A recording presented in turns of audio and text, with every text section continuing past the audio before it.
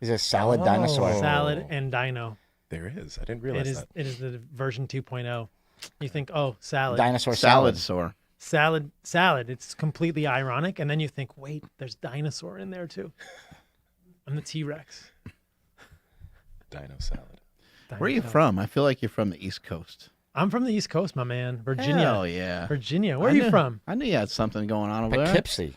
Poughkeepsie, New York. Oh, Yeah. Virginia. Essentially, I was born just south of here, Port Hueneme, California. I'm like a salmon returning to my roots right now, going down to SoCal to live in San Diego. But my dad was in the Navy and was a doc in the Navy, and we lived in Port Hueneme for a little bit, and then Kentucky, and then most of my life in Virginia. What's going on in San Diego? San Diego's where I've got a medical practice starting. So, yep, gonna go down there and Have you moved yet? Last time we talked, you were like about to move, I think. I'm in the process. If you go out in the parking lot, my truck is packed to the gills. I am on my way, and you guys were so important to me that I stopped here in Sacramento to come hang out with you guys. Your car is packed with clothes and liver. Liver and egg yolks. Yeah, I did an Instagram live. I was joking. You can see the back of my car. It's boxing gloves, an X3 bar, and 4 surfboards, and the rest of it is just clothes. But I said it's actually all liver and egg yolks. What do we do with the egg whites? Where do those go? To the egg white company. To hell? In the garbage. For Yeah, me. you sell them to Lauren's or whatever. What is it? What is the company? Laura's Lana's egg whites. Lana's egg whites. Egg yeah. Whites International. Those are all Just ship them to her. I have that's what's in the back of my car. I have 3 gallons of egg whites from all the egg yolks I've eaten in the last year. Sell it to bodybuilders. They love Well, that. we wanted That's what I'm saying. Yeah. we talked about just That's selling, how I'm financing just everything. selling yolks. We got to just sell yolks. We should just sell yolks. Call it yoked. Getting yoked. Yeah, I love it. See? You guys have a I'm good business creative mind. over here, man. You guys have a good business mind. What did you come up with yesterday? The vertical diet? Oh yeah. What was that though? What was it? The fat vertical The diet. fat vertical diet. We yeah. can talk about it. The Oh, vertical diet. we were gonna substitute fat for the carbs Fat for on the a vertical carbs. diet. Yeah, the vertical diet. Actually, we need to talk about that. That was fascinating. That conversation. Yeah, we'll talk about it. I don't know if these guys will buy it though. We'll see. We'll see. You can talk about it right now. So basically, the idea was I was asking Paul if you could equal your performance. So, when I started a carnivore diet, my performance didn't go down at all, but I'm not really a high level performing, professional athlete. I'm just kind of lifting and doing Yeah, but you whatever. have gotten stronger and you've gotten in better shape. So, so I guess what I was asking Paul is like, hey, what do you think if somebody like Brian Shaw, for example, went on a vertical diet, but instead of using carbs, if he used fat as his fuel source? So basically you'd be just doing like, it'd be like a nose to tail carnivore diet, but sort of like in that, that kind of way. And it brings up this really interesting question that the bodybuilders love to ask. So like in this realm, it's particularly relevant. And it's the idea or the question, which I don't think we know the answer to, which is, do you need carbohydrates to be maximally strong? Is there a strength promoting effect of carbohydrates, or is it about excess calories? And I think that is a fascinating question. And I thought, oh man, Chris is onto something here.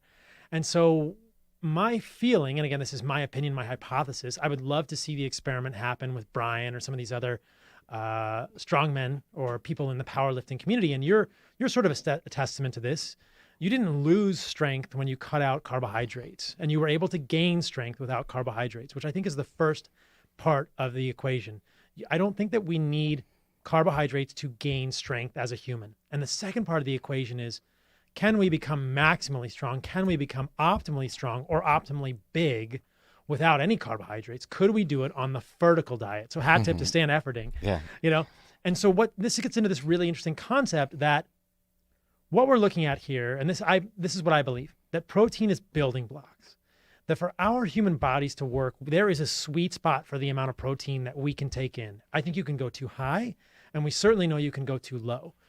When you go too low, you get sarcopenia, you get muscle wasting, you get osteoporosis. I think a lot of the issue for women and men who are developing osteoporosis is too little protein in their diet.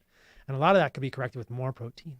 But I think we can go too high on protein, which is a particularly challenging perspective, especially for someone like myself who believes in a nose to tail carnivore diet. And I think what you will see in someone that goes too high in protein is that you'll convert that protein into sugar. So my concern in a diet that is too high in protein is that you're actually running on carbs. And I really think that carbs or fat are the fuel for the car, or they're the fuel for humans. Protein is building blocks. So if you can get into, the way that I would formulate it now is get your body into the optimal amount of protein, get the sweet spot, and then run the car on either carbs or fat. I think Stan has done some amazing stuff by running his athletes on carbs, and we know that works really well. What I would suggest, an alternative hypothesis is, and this is the vertical diet, the fat vertical diet, is what if you get to the optimal range of protein and run the vehicle on fat? Why would you want to do that? Well, number one, you'd be in ketosis, and there are a lot of advantages to being in ketosis. An epigenetic perspective, which means our DNA is activated differently, mental performance benefits. I think there may be recovery benefits. Dom DiAgostino's done a lot of great work in terms of ketones and muscle performance. We know that ketones are muscle sparing. I think there's a really fascinating possibility that running your body on protein and fat could be a more optimal state than protein and carbohydrates. The tricky part here for the strength athletes and those wanting to gain weight is they have to get enough calories. And I think that there's a built-in mechanism for your body to not want to overeat protein, but you can overeat fat. And we can qualify the type of fat that I would recommend people eating. But I think there's a real interesting idea here. Maybe the optimal for a human, or another way of doing optimal, is to do just enough protein to make the building blocks and adding good quality fat. Run the car on fat. I love the Back to the Future analogies. I love them. I love this. You run the DeLorean on fat, right? You can run the DeLorean on carbs, or you can run the DeLorean on fat. But I suspect that the DeLorean does better with time travel, is more efficient in many ways when you run it on fat. I would say fat is cleaner burning. You get maybe 100 miles per gallon on fat. You get maybe 15 miles per gallon on carbohydrates. And we know that long term, carbohydrate may have problems for people who are carb intolerant. So that's the fat vertical diet. I found a flaw with this already. Oh, no. It's a major one. The DeLorean in Back to the Future runs off of a lightning rod. What about in Back to the Future 2, where they have the Cuisinart in the back and they put the banana peels in it? In that case, ran on some carbs. Right. Huh? They can run on carbs, or they can put. Damn. They can Gotta put watch out fat. for those banana peels. They too. can put fat in it. We actually, Mark and I discussed this a little bit this morning, and I think you were saying that you think that you need carbs to be maximally strong, right? So, in my opinion, you need carbohydrates for certain things. I'm also a believer that your metabolism is a moving target. So, somebody that was once 250 and overweight and had a really bad body fat composition, now they're 200 and they're in good shape. I believe that they may be able to tolerate some carbohydrates more, and I think carbohydrates can be a good source of energy. What I also think is that, in my own experience, when I have taken carbohydrates out for periods of time, I've noticed that the muscles feel kind of flat, especially with some like fasting, and especially with kind of just mainly being like keto. Didn't feel great at all. But however, being on a carnivore diet felt a little bit better. Now, I would also say that I perhaps may not have done this long enough to really feel what you're supposed to feel, because it doesn't take a month or two. It might take several months to really feel the way you're supposed to feel. I have felt really good doing a carnivore diet, and I felt great, and I felt like it was easier to maintain a lean physique. But in terms of strength, I didn't have that. For strength purposes, it's almost like you want the muscles to be full, and in powerlifting terms, you kind of want to almost, and strongman, you almost want to be a little bit bloated in a sense. You want the carbohydrates to help hydrate the muscles, and you want to have the muscle bellies be like full. It helps with leverages. I love this. Chris and I were talking about this the other day. He's making eyes at me over there because he knows what I'm going to I know what you're going to say. He knows what I'm going to say. This is so interesting. And you actually got me thinking about this, Mark, because I called him up one day and I was like, dude, you got to try this. You got to try to eat like 400 carbs a day just to see what would happen. See how full you feel. He's like, dude, I can't do it. I'm like, you won't understand though, unless you actually try it. You won't understand what I'm talking about. So 2 important points here. In the studies that have been done with ketogenic diets, and usually a nose-to-tail carnivore diet is going to be ketogenic, it takes people 3 to 6 weeks to keto adapt. So if people are going to try a ketogenic diet, whether it's a carnivore diet or a traditional ketogenic diet, they need to realize that they're going to develop some biochemical machinery over about 6 weeks.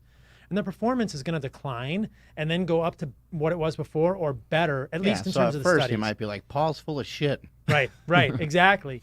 But give yourself, there is an adaptation period for keto. So sometimes I work with athletes and professional sports and I say, hey, do this in the off season. Keto adapt in the off season. Don't do this. Don't switch over in the short term. The other key here, Mark, and this is what I was thinking about since you had talked, and I talked to Chris about this, is I think you're totally right about the water. But there's another way to do that on a carnivore diet, and it's salt. And I think that that's exactly what you're talking about, that you want the muscle bellies to be full, you want the blood volume to be robust. And this is a really interesting thing about ketogenic diets that Volek and Finney have talked about.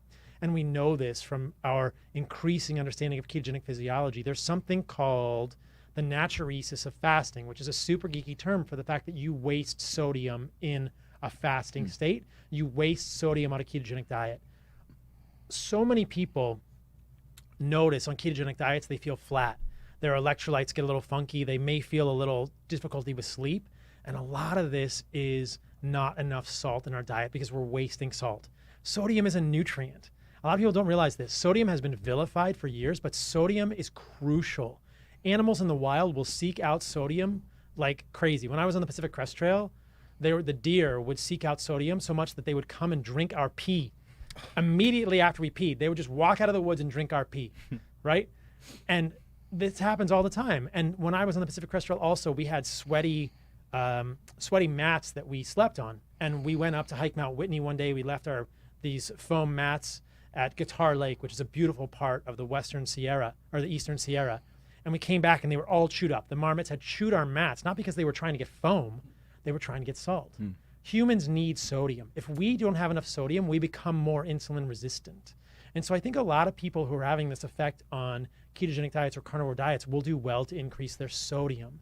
We also know that if we don't get enough sodium, we're going to increase aldosterone, which is a mineralocorticoid, and that's going to cause potassium wasting. So if you don't get enough sodium, you'll become insulin resistant.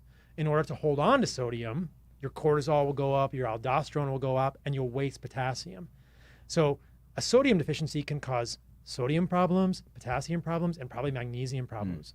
And so I think that one of the experiments that I would love to see you and other powerlifters do if they wanted to go on the vertical diet is to make sure they're getting enough sodium, and then you'll get more robust blood volume, and maybe not, but maybe you would feel more full and everything would be more sort of engorged, and you get the pump more. Yeah, I've taken in pretty large amounts of sodium, but I don't know like what that number would be. You know, I've tried to add it to water and add it to my food. And I'm not sure. Like I never really measured it, so I don't really know how much I would need. It's a big number. It's probably more than Probably a few grams, right? It's probably 12 grams or Yeah. 14 for somebody your size, maybe even 13 or Right. 14 Would grams. that be like a couple tablespoons or something like It that? would be like a full tablespoon or more. It would be Yeah. like at least 2 teaspoons of salt. So it's Right. a lot.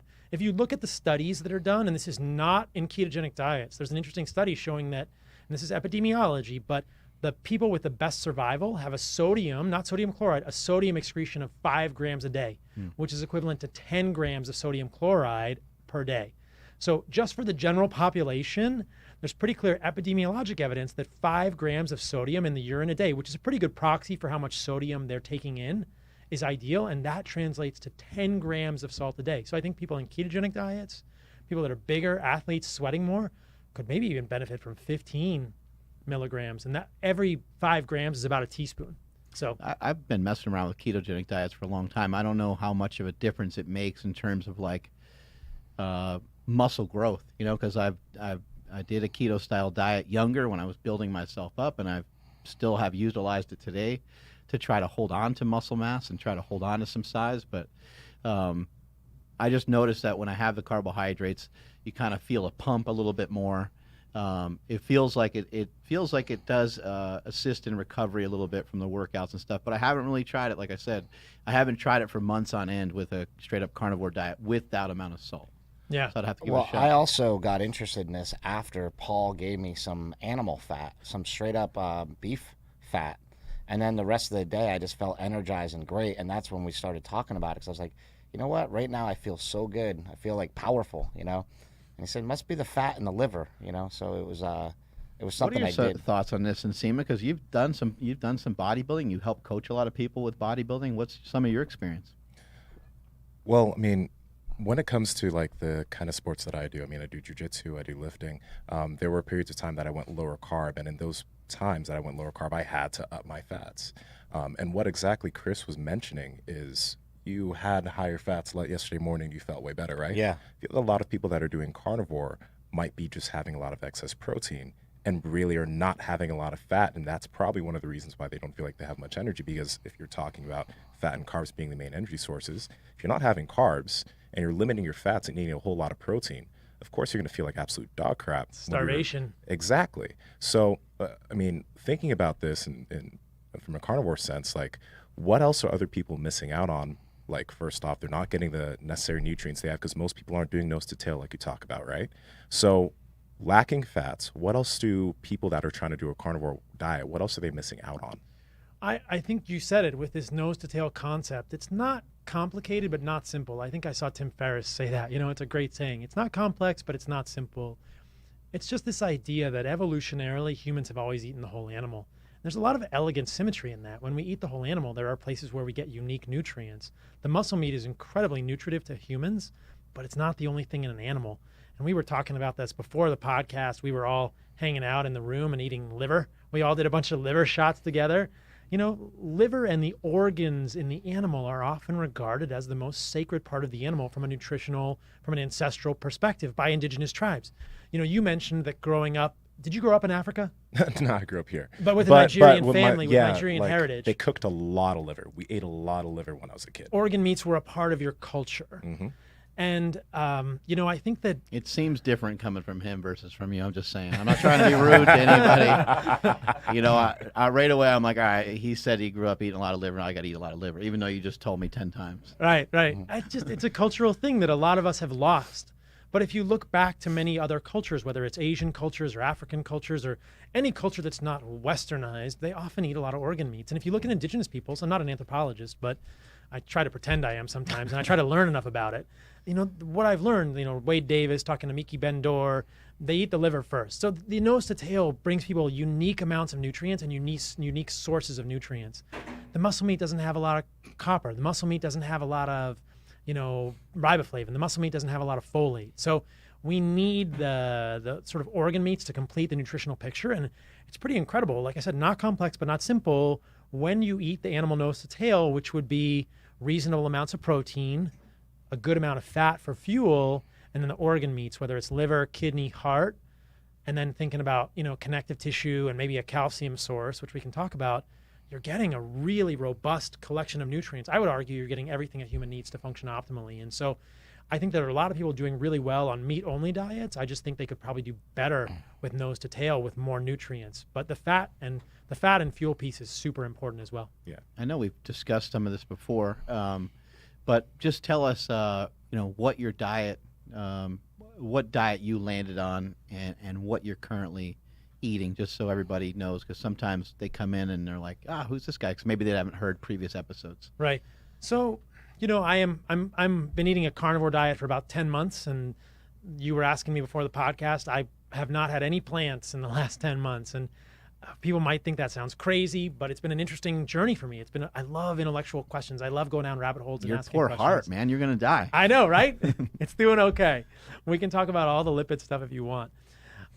Basically, I think the idea around the heart stuff is overblown and misinterpreted. But yeah, I haven't had any plants. And what I've landed on is a nose to tail carnivore diet. It's seen various permutations over the last 10 months, but Chris saw most of it yesterday. It's pretty simple right now. And the way I eat is not necessarily the way that everybody's going to find it functional to eat, but I try to think of the basic foods of an animal that I can eat in a day, and then I add to that when I want extra things. So the basic foods I eat from an animal are animal meat, animal fat, and that ratio is important. I try to hit the protein at like a certain target. What's animal fat mean?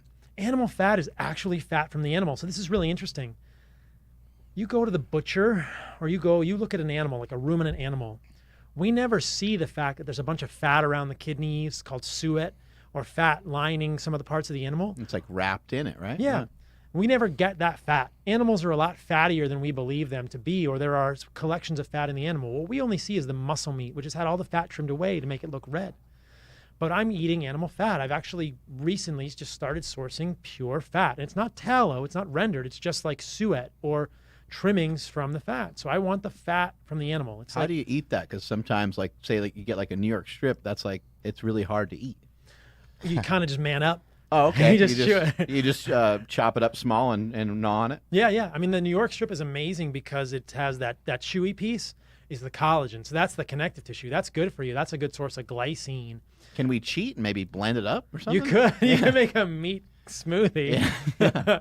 But the animal fat, I think, is much more palatable than the New York strip tendon. It's not as chewy. Yeah. I gave Chris some yesterday. It's a little different, but sometimes it even tastes like a little cheese or something, but it's actual animal fat, and you can cook it briefly, or I'll end up eating a lot of it just raw. How do you obtain it? How do you get it? There are places online, you can order animal fat. You can go to your butcher and just ask for trimmings. They'll probably give it to you for free or very, very cheap. So when you're eating nose to tail, it's quite interesting because the affordability of the diet becomes much more leveraged. Liver is cheap, animal fat is cheap. The animal meat is expensive, but you don't need to overdo it on animal meat. You can just eat sort of and maybe I can define for people. I think for most people, I'll just say, we were talking about this kind of sketching out with Chris before the podcast.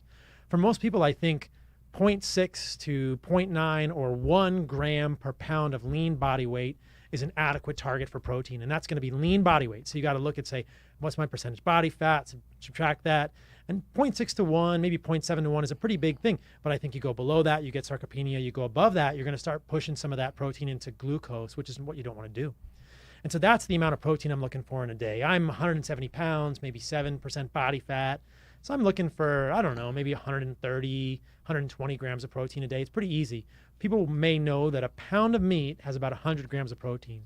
So I'm only trying to get a pound of meat a day, and the rest of it I'm going to eat animal fat. And I'm just going to maybe eat it fresh, eat it raw, or cook it briefly and just chew on it. It's definitely kind of an ancestral type of thing. And Eating like a savage. Yeah, people don't have to do it that way. That's just how I do it. And then I eat liver. I probably eat 3 to 4 ounces of organic liver per day. And I'll eat some egg yolks. I like duck eggs right now. I don't eat the whites because of the Mike O'Hearn. avidity. You're on that Mike O'Hearn train. Yeah, I love the egg yolks. I love them raw. People don't have to do that. That's just how I do it right now. And I get rid of the whites because the whites have a protein in it called avidin, which binds biotin, and avidin is not completely degraded by cooking. So I just say, I don't need any more of the protein. I've got my protein covered. There's a lot of nutrients in the yolk. 70% of the nutrients of mostly everything is in the yolk anyway. So that's the basic part of my diet. And then I might add things to that, not plants, but I might add things to that on a daily basis. I might add seafood. I might add low mercury fish. I might add, a calcium source here and there. I've kind of experimented with low heavy metal bone meal, things like that. But that's the basic diet. And then you can add other animal products to that as you see. The yolk is really good. I put it sometimes on top of my steak. It's delicious. Yeah. That's French. Hey, That's French style. why wouldn't somebody maybe want to use beef tallow? So beef tallow is interesting. So tallow, what Chris is referring to right now, is kind of rendered fat. They take the fat of the animal, like I'm getting from the butcher, and they boil it down. So the boiling process is probably going to oxidize the fat a little bit, and it makes the fat liquid. And there is really interesting idea that if people have the wrong type of bacteria in the gut, liquid fat, whether it's olive oil, butter, heavy cream, or tallow or saturated fat, could create what are called lipid rafts. And those could transit inflammatory molecules from the wrong type of bacteria in the gut across the gut lining. Lipid raft going right down the rapids, right into the toilet. Right? Actually, it goes into your body. It takes the lipopolysaccharide right into your body. So not everybody, but if people appear sensitive to fat, they could have overgrowth of the wrong type of bacteria in the gut. So the terrain matters. And then I think, people who don't have overgrowth also may find they don't tolerate tallow very well. A lot of people get like diarrhea or loose stool when they have too much loose fat. I just worry about too much liquid fat. So Yeah. I'm not a fan of the liquid fat, and I like the tallow. I like the trimmings of the animal and the suet. It actually has connective tissue in it, right? Because we want the connective tissue. This gets back to the idea of glycine, trying to be nose to tail. I've always wanted to be tendons, and I realized the trimmings of the animal already have some of those tendons and connective tissue, and then there are higher sorts of glycine in there. So I would caution people against over consuming liquid fat. The other problem with liquid fat is it's often not as satiating as like the other fat. You've talked about. And you can eat a lot of it. You can eat a lot of it very fast, and it's not incredibly nutrient rich, right? Fat is a macronutrient, but it doesn't have a lot of micronutrients. Now, when we do have the fat from the animal, we definitely want that to be grass-fed, right? I think so. We talked about this yesterday. Really interesting concept that a lot of cows are fed estrogenic things. If they're fed corn, the corn is often sprayed with atrazine. Atrazine is a pesticide that has a strong estrogenic activity. So I have a podcast. It's called Fundamental Health. And I did an interview on my podcast with Dr. Anthony J., who is a biochemist at the Mayo Clinic and has spoken a lot about estrogen. And we talked about atrazine on corn. And, you know, people may know that steroid hormones like estrogen are fat soluble. So the concern is that these non-grass-fed animals may accumulate estrogenic molecules, which is something that guys don't want, but also women don't want extra estrogens in the fat of animals. So I think that if we can obtain grass-fed fat, it's going to be better. There's also something interesting I learned recently, that for a lot of grain-fed cattle, they're putting mycoestrogens in the ear. It's a compound, something like zearalenone or something. And that is a mycoestrogen. It improves the feed efficiency of the cow by sort of putting more estrogens into the body. They're putting fungal mold compounds into the ear. They put a little pellet, and it makes it so that the cows gain 30% more weight on a certain amount of feed. But what they're really doing is pushing more estrogenic mycotoxins into the cow. Again, it's going to bioaccumulate in the fat. So I think you're not, I'm getting it all bloated, you know? you're not sure. Yeah. Getting that cow all bloated up. I'm already Google searching where I can find it.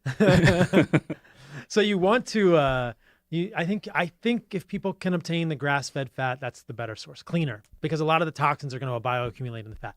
You know, you mentioned the liver, heart, and kidney, so as being really micronutrient dense. Yeah. So if someone's adding one of these into the carnivore diet, do you want to can you just go for one of these? Do any of them have something that the other one doesn't, or is it good to have all three? Great question. I think that the liver is the first place to start, and kidneys are kind of like mini liver. So I would say liver and kidneys are unique nutritionally. Heart is kind of like a muscle, and heart looks a lot like muscle meat. So people don't have to eat heart. If they want to eat heart, they can. Heart is usually pretty darn affordable and has a unique taste. It's a little chewier, but people might like, I think there's a lot of people that really like heart. We talked about coenzyme Q10 a little bit earlier, and coenzyme Q10 is one of these compounds, one of these molecules in the electron transport chain in the mitochondria. And all the carnivores I work with have coenzyme Q10 levels that are off the charts in a good way. Heart is particularly rich in coenzyme Q10. You don't have to eat heart to get enough coenzyme Q10 on a carnivore diet. But if people are interested in heart, that's reasonable. But I would think of heart as muscle meat, and I would think of liver and kidneys as a separate category. But liver is a good place to start. It's particularly rich in many of the nutrients that complement muscle meat. It's quite interesting. There's about half the B vitamins in robust amounts in muscle meat, and the other half are in the liver. So you get B6 is pretty good in muscle meat. Folate is pretty good in liver. It's an interesting kind of, it's like peanut butter and jelly, except not. So if we bring, speaking of peanut butter and jelly, if we bring carbohydrates into the mix, it makes it a lot easier to eat more food. And then there's like, I hear people all the time talking about these hyper palatable foods, that are designed to kind of override our system and feed us excess calories, excess macronutrients without the micronutrients. But like when you mix fat and carbohydrates together in something like ice cream, or you have fat and carbohydrates together in something like pizza, or even like a cheeseburger, these different sandwiches, right? You start, kind of making these transportation systems that have enormous amounts of calories. But it also works with protein. You get protein and carbohydrates together, like eating chicken breast. It's going to be hard to eat a good amount of chicken breast by itself, but with some rice and maybe even some vegetables, some steamed vegetables, now there's some moisture to it, and it's a little easier to eat more food. So that's kind of some of the principles of like this Stan Efferding with the vertical diet. He pairs carbohydrates, fats, and proteins kind of together in like monster mash, which is ground beef or ground bison and some rice. It allows the athlete to eat more for some of these behemoths that he coaches, like Brian Shaw and Hap Thorbjornsson, who want to be like really big. But sometimes this plagues us in society when we see things like ice cream and pizza. They can really make us, well, not make us, but they can, it's easier for us to overeat on those foods, right? This is a very interesting concept that in nature, fat and carbs are pretty scarce. Protein is pretty easy to obtain in nature, and people may debate me on that, but I think that we were talking about this before the podcast a little bit. There was a great question asked. If you look in nature, And I believe that humans run on carbs or fat. That's the fuel for the human vehicle. It's the protein that's the building blocks. And if you look in nature, there's a lot of protein. You can get a snake, you can get a fish, you can get a small animal, you can get a squirrel, you can get a mouse, you can get a bird. Not a lot of carbohydrates in nature, not a lot of fat in nature. Those are the key nutrients that we need and that we've needed evolutionarily to survive as humans. And I think that that's why we're programmed to treasure those or to respond to those in a very positive way in our foods. This can work against us. In nature, fat and carbohydrates almost never occur together except in breast milk, which makes sense. When a baby is born, it's uniquely vulnerable and it uniquely needs to gain weight as quickly as possible. Now, I think that if you look at a lot of junk food in our diets these days, it's a mimic of breast milk. It's fat and carbohydrate together, whether it's a donut, whether it's ice cream, whether it's a candy bar, it's a breast milk mimic. And that short circuits, that really hacks into our satiety mechanisms in a negative way and makes it basically impossible to stop eating that. You could also say dairy. I mean, regular dairy, milk, yogurt, it's fat and it's carbohydrates together. That is uniquely difficult for humans to stop eating. And companies know this. I like that you mentioned yogurt because that runs into the area of like kind of fake health where, you know, we're sold, oh man, it's got calcium, it's got protein, try the Greek yogurt.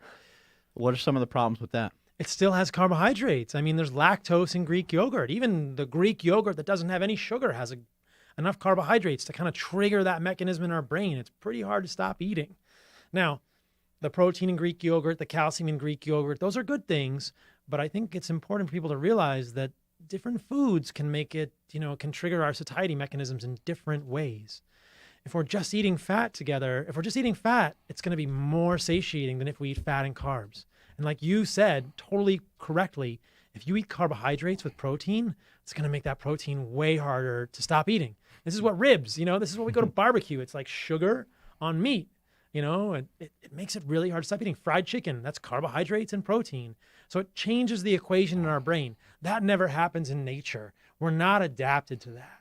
We're not adapted to that. And it's a pretty dangerous thing for humans. And from a perspective of wanting to get really big, it's great. You'll get really big. If you're doing a ton of weight and you're lifting a lot of muscle, if you're lifting a lot of weights, you'll probably make a lot of that big into muscle. If you're not doing that, you're going to make a lot of that big into adipose tissue, and that's going to bring with it a lot of the metabolic consequence that we see for people. Why would an athlete want to get rid of carbohydrates? Do you think that, maybe like burning fat and using fat as a fuel source is maybe safer or healthier or something like that? I do. I think it's much more clean burning. We could think of it like a hybrid vehicle or like an electric vehicle. It's a Tesla. And the implications of it long term, I think, are where we need to look. Like I kind of mentioned earlier, this gets into some esoteric ketone physiology and the way the human body looks. But the human body looks very different biochemically when we are burning fat versus carbohydrates. I think fat has been shown to be less oxidatively stressful. Fat is processed differently in the mitochondria. Fat affects our epigenetics. So this is the way we turn genes on and off in a different way than carbohydrates. It affects it in a positive way. This is during a ketogenic state, right? So I'm talking ketosis versus glycolytic. I'm talking fat-based metabolism versus carbohydrate-based metabolism. Those do not exist together. You're either burning carbohydrates or you're burning fat. It's kind of a switch. So I'm not saying that you're going to have these benefits if you just eat fat with your carbs. I'm saying if you're in a ketogenic state and you're burning fat, it's cleaner in a lot of ways. If you look long-term, this is a very interesting concept that guys like Volek and Finney are talking about. It appears that perhaps 30% of the population can tolerate carbohydrates, but a lot of the population, perhaps as high as 70%, really doesn't do well with carbohydrates long term. And if they run on a carbohydrate-based metabolism, they will develop insulin resistance or metabolic syndrome, which we know is the precursor to diabetes. And that is not a good thing. That's like rust in your vehicle. So I would say, yeah, it's like, you go to the mechanic and they say, oh, do you want synthetic oil or regular oil?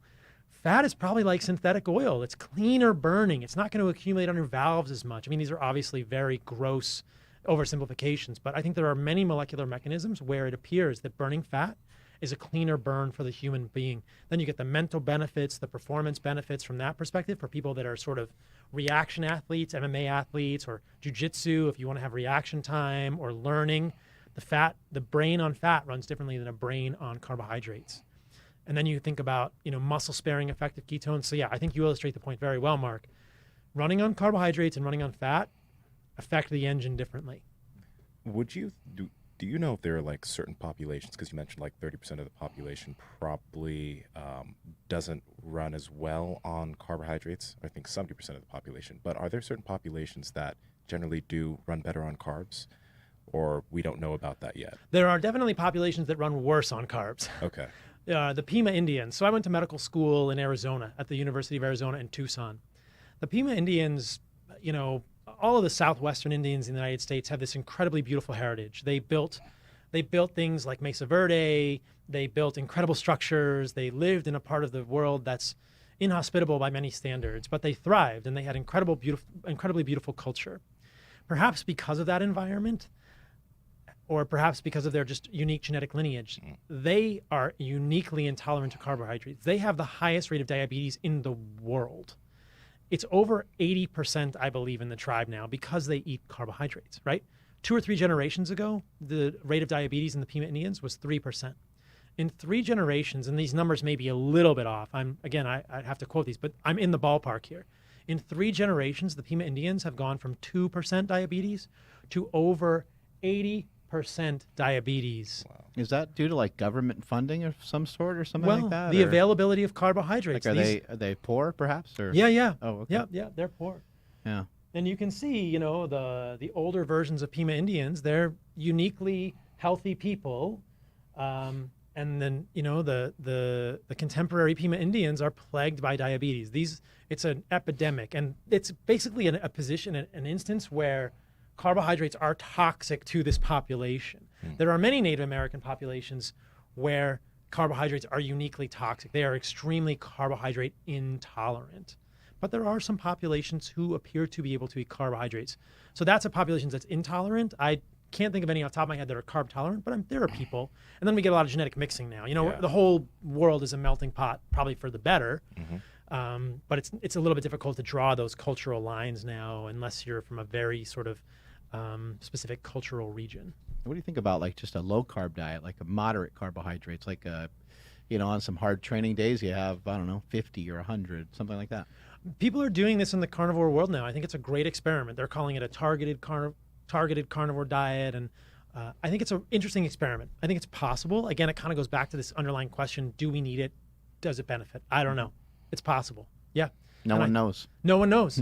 But we need to do the experiment. It's worth doing. And I think that a low carbohydrate diet or a targeted carbohydrate certainly has benefits over the carbohydrates all the time. You know, speaking of experiments, what if you could do anything, wave a magic wand, have $1 billion in funding, what experiment would you do? I think we would just do the basic carnivore experiment, right?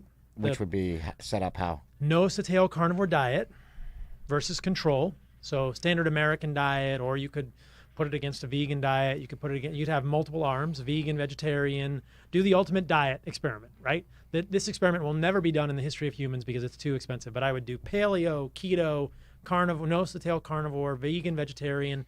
This is the experiment everybody wants to see, right? Yeah. What happens when you follow those groups of people versus standard American diet for 5 years, for 10 years, and do all the biomarkers, do diabetes, do hypertension, do incidence of cancers, do lipids, do cardiovascular disease, do strength, do everything, all the metrics. They did one at Stanford, I believe, but I think it was only for weight loss, right? Like where they compared like 4 different diets, like a vegan diet, standard American diet, and I think Atkins was the thing at the time, and that had come out a little bit ahead, but not by much, really. I think it did come out ahead. And there have been a number of experiments recently that have been published suggesting that ketogenic diets probably do have some benefit in terms of weight loss and in terms of metabolism. I mean, it's hotly debated. Yeah, couple yeah. little edges here and there. But it does appear that ketogenic states, and this goes back to the idea of cleaner burning or different amounts of, or different metabolic advantages, but it does appear, I think there's compelling evidence, though it may be debated by some, that ketogenic fat-based physiology may actually affect our metabolism at a basic level. So a lot of people think it's just calories in, calories out. And I think at a basic level it can be for weight loss, but there's this magical sort of asterisk there that if the calories you put in, the quality of the calories you put in, I would argue for this strongly, affect the calories out in many ways.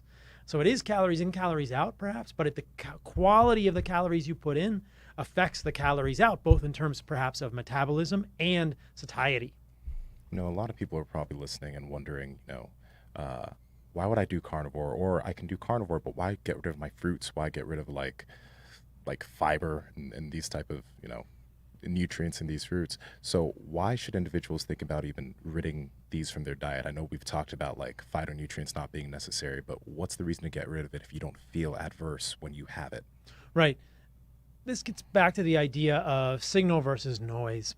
And I think that if people are doing well and kicking as much butt in their life as they want to, who am I to tell them how to eat or to change their diet, right? If you are kicking butt and feeling good, do what you're doing. Keep doing it, man. Keep doing it. That's awesome. If people are interested in optimizing or doing the experiment, I would make the suggestion that from my perspective, these foods are not a benefit. And it won't be until you cut them out that you'll be able to tell how they may have been affecting you.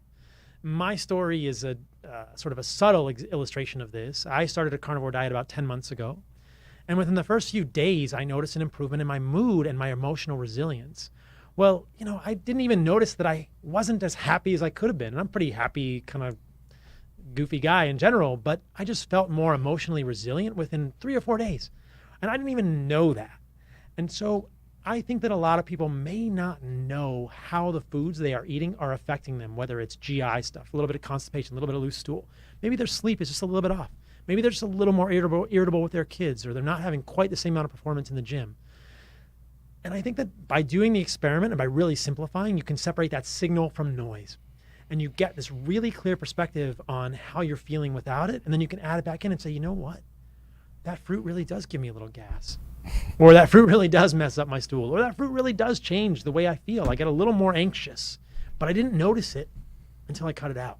So we have to, if we want to do this, if people are wanting to improve health, if they're in a place where their health is not where they want it to be, or they want to try and optimize, I think it's totally safe. And as we've illustrated, or at least suggested in the past, a nose-to-tail carnivore diet, I believe, is the highest amount of micronutrients, the highest amount of bioavailable micronutrients. Mm-hmm. So I think they're going to be getting more of the best foods. They can cut those other ones out and see if they feel different. And if somebody said, hey, you know what? I cut those foods out. I didn't feel any different. I like the variety. I would say do it. Like, do what makes you happy. Live your best quality life. It's just a suggestion for the people that want to try it. It's all about the quality of life equation, right? The idea that it's all about people kind of maximizing the quality of their life. I don't think a little bit of avocado is going to kill people from a little bit of lettuce. Chris and I have been kind of rapping about this idea of carnivore adjacent or carnivore-ish. Yeah. And I think that's a really cool concept. I'm writing a book right now. It's called The Carnivore Code. There's going to be a chapter, How to Be Carnivore-ish. It's the idea that, hey, maybe really what I'm trying to do is illustrate for people that animal foods are the highest nutrient-dense foods, the nutrient-rich foods, let's just say. They have the most bioavailable nutrients with the least amount of toxins. But for a lot of people, they can eat some plants. I just want them to think about which plants may be more or less toxic and help them sort of move the needle as far as they want to move in their own life while always keeping the quality of life as the main goal. That's kind of, I think, the role of any physician or anyone in the health space. You guys are the same way. We're all interested, and it feels really good to help people live a higher quality life. That's what we're all trying to do. I'm not trying to take quality of life away from people by making it too restrictive. I'm carnivore-ish right now. I'm doing, I try to eat over 2 pounds of meat every day, 2 pounds of steak of some sort. I need to get more liver, so I need to get back on that train. And I have about 4 to 6 egg yolks every day. And if some other shit gets in my way, then so be it. Right. I love it. That's totally true. And Keep it super simple. And I think there's a lot of wisdom in that you guys have taught me. I think that type of a diet is way more doable for people than a nose-to-tail carnivore diet. And my plate is so full, I don't have a room for a lot of other stuff. Right. So, like, if I am gonna, I don't know, end up just saying screw it and eat some like cookies or something like that, or pizza. We talked earlier about like try to eat just one. Well, it's not that hard to only eat just one if you're pretty full from everything else you had for the day. It makes it a little easier just to say, you know what, I just want a taste of that, and then I'm good, then I'm fine. The other thing is that when you get on a carnivore diet, and you have less cravings, you're not a maniac when you do have those little cheats or when you do go off. So I think what the carnivore diet taught Mark and I was a lot of control, and to be able to control our own cravings so that we're not just, binging all the time. And we're able to like focus on the diet, kind of stay on it, and then you just go off and it's so easy to just hop right back on. Whereas in the past, it was always hard to get back on. And then also the things that we go like quote unquote off the diet with might be like potatoes. Or a Quest bar. Yeah. Like it's less less intrusive to our diet. You know, it's not making it a whole lot worse. Do you feel that this particular diet kind of perpetuates the diet itself? Like, do you feel like this diet is the only diet that you've done, and I don't know if you've done other diets, but do you feel like this is the only diet that you've done that encourages the diet itself? Like, just by doing it, you mentioned feeling better, having more resilience and things like that. So does it make it easier to make better decisions as you got started? You know, now you're deep in, and now it's just like, this is your life, right? But when you first started, do you feel like it was like that? It kind of rolled upon itself? I think so. For me, it was reinforcing because I felt better. I knew within the first few days that I felt better. And a lot of people have a similar experience. For some people, it takes a month or a few months for autoimmune issues or... And it wasn't like you were feeling bad, you said. You were just feeling better. I just felt better. And then you think, wow, there's something to this. That's cool. And Chris illustrates a great point too. I've heard more and more people talk about the fact that it's easier to control cravings on this diet. Ketogenic diets are amazing. And for some reason, I hear over and over from my clients that carnivore diet is less cravings. It's just less cravings. And maybe it's higher micronutrient density. And that, we talked about that a little bit before the podcast. You know, this idea that micronutrients or micronutrient availability, micronutrient amount may influence satiety. Oh, and then keto people might fall into the trap of doing what everybody else does, which is having hyper palatable foods. So you make these keto bombs, and that's like you just dumped in 1,000 calories and you didn't get any micronutrients. You didn't get any micronutrients. And fat is fuel. I think people do run better on fat. That's my opinion. And fat is not micronutrient rich in the same way that a lot of the other foods from the animal are. Liver, meat, these are micronutrient rich foods. Egg yolks, very micronutrient rich. Fat bombs, great in a pinch, great for fat-based physiology, not super micronutrient rich. You know, on that note of micronutrients, you guys mentioned calcium like twice before, right? When looking into a carnivorous diet, what would be the best ways that individuals could get calcium in their diet? This is a really interesting question. It's something I've gone around multiple times in my refining and permutations in a carnivore diet. I think there are a number of ways. The easiest way is probably dairy for people who are not dairy sensitive. And the caveat there is that there is a significant amount of research. This is not an open and shut case, but there's a significant amount of research to suggest that A1 versus A2 milk are different. There is a protein in milk called casein. And casein is broken down into beta-casomorphine. And there are different lineages of cows. Wait, and when you say A1 and A2 milk, what exactly is the difference? So it has to do with the way the casein is. Okay. So the casein protein looks different in A1 versus A2 cows. Now, buffalo, goat, sheep are all A2 casein, meaning it gets broken down into a different type of casein. A1 cows, which are most cows in the U.S., the casein protein gets broken down into a protein called BCM7, beta-casomorphine 7. There's an interesting amount of research that suggests that that protein is associated with higher incidence of bad stuff. Maybe it's more immunogenic. I don't think, like I said, that it's an open and shut case, but there's at least epidemiologic suggestion that it's associated with more type 1 diabetes, maybe a little more atherosclerosis, maybe a little more hypertension. It's a strange thing. So if I were going to recommend people to eat dairy, I would say, number one, make sure you're not dairy sensitive. Dairy certainly seems to trigger people mucus or skin rashes. I just noticed this myself because I tried to include dairy in my diet in the last few weeks, thinking maybe I'll do dairy for calcium. My eczema came back a little bit. It's really mild, but eczema was the reason that I started a carnivore diet because I did a paleo diet. I did an organic paleo diet for 10, 12 years. My eczema stick around. I was doing jujitsu. I was getting eczema on my knees. I was getting impetigo. I was like, what the heck? And I thought, there's got to be more to this equation. There's got to be more happening here. And so I went to a carnivore diet. When I did a carnivore diet and got it really dialed in, I was able to see that eczema go away from completely for the first time in a decade. I put goat's milk back in, thinking I'll do some A2 dairy and experiment. And you know what? It came back in about 4 or 5 days. This gets back to the signal and noise phenomenon that I was talking about. Because my diet is so controlled, it's so simple. It's like, that's the one thing I changed. It is dairy. Dairy triggers me. Even A2 dairy triggers me. So a lot of people will find that they have resolution of skin stuff, autoimmune stuff when they cut out dairy, or dairy can be triggering. Some people don't seem to get triggered by dairy, and in that case, I would say, at the risk of getting too granular, consider A2 dairy, whether that's A2 cows, you have to seek that out specifically, or goat and sheep's milk. Dairy, that's a good source of calcium, but for me, it doesn't work at all. Do you feel bad in any way for kicking the shit out of Lane Norton on a previous podcast that we did together? That was a left-hand turn. Where did that come from? I was just thinking about it. Yeah, That was fun. because we got Joel Furman coming in about 5 minutes. Oh yes, bring him on. Let's go, Joel. God. I'm ready for you, Joel. He let's, literally uh, said that meat has no nutrients, or animal foods have Yeah. no nutrients. A bagel and a chicken breast have the same amount of nutrients. Is what he said. Lane Norton, sorry, not sorry.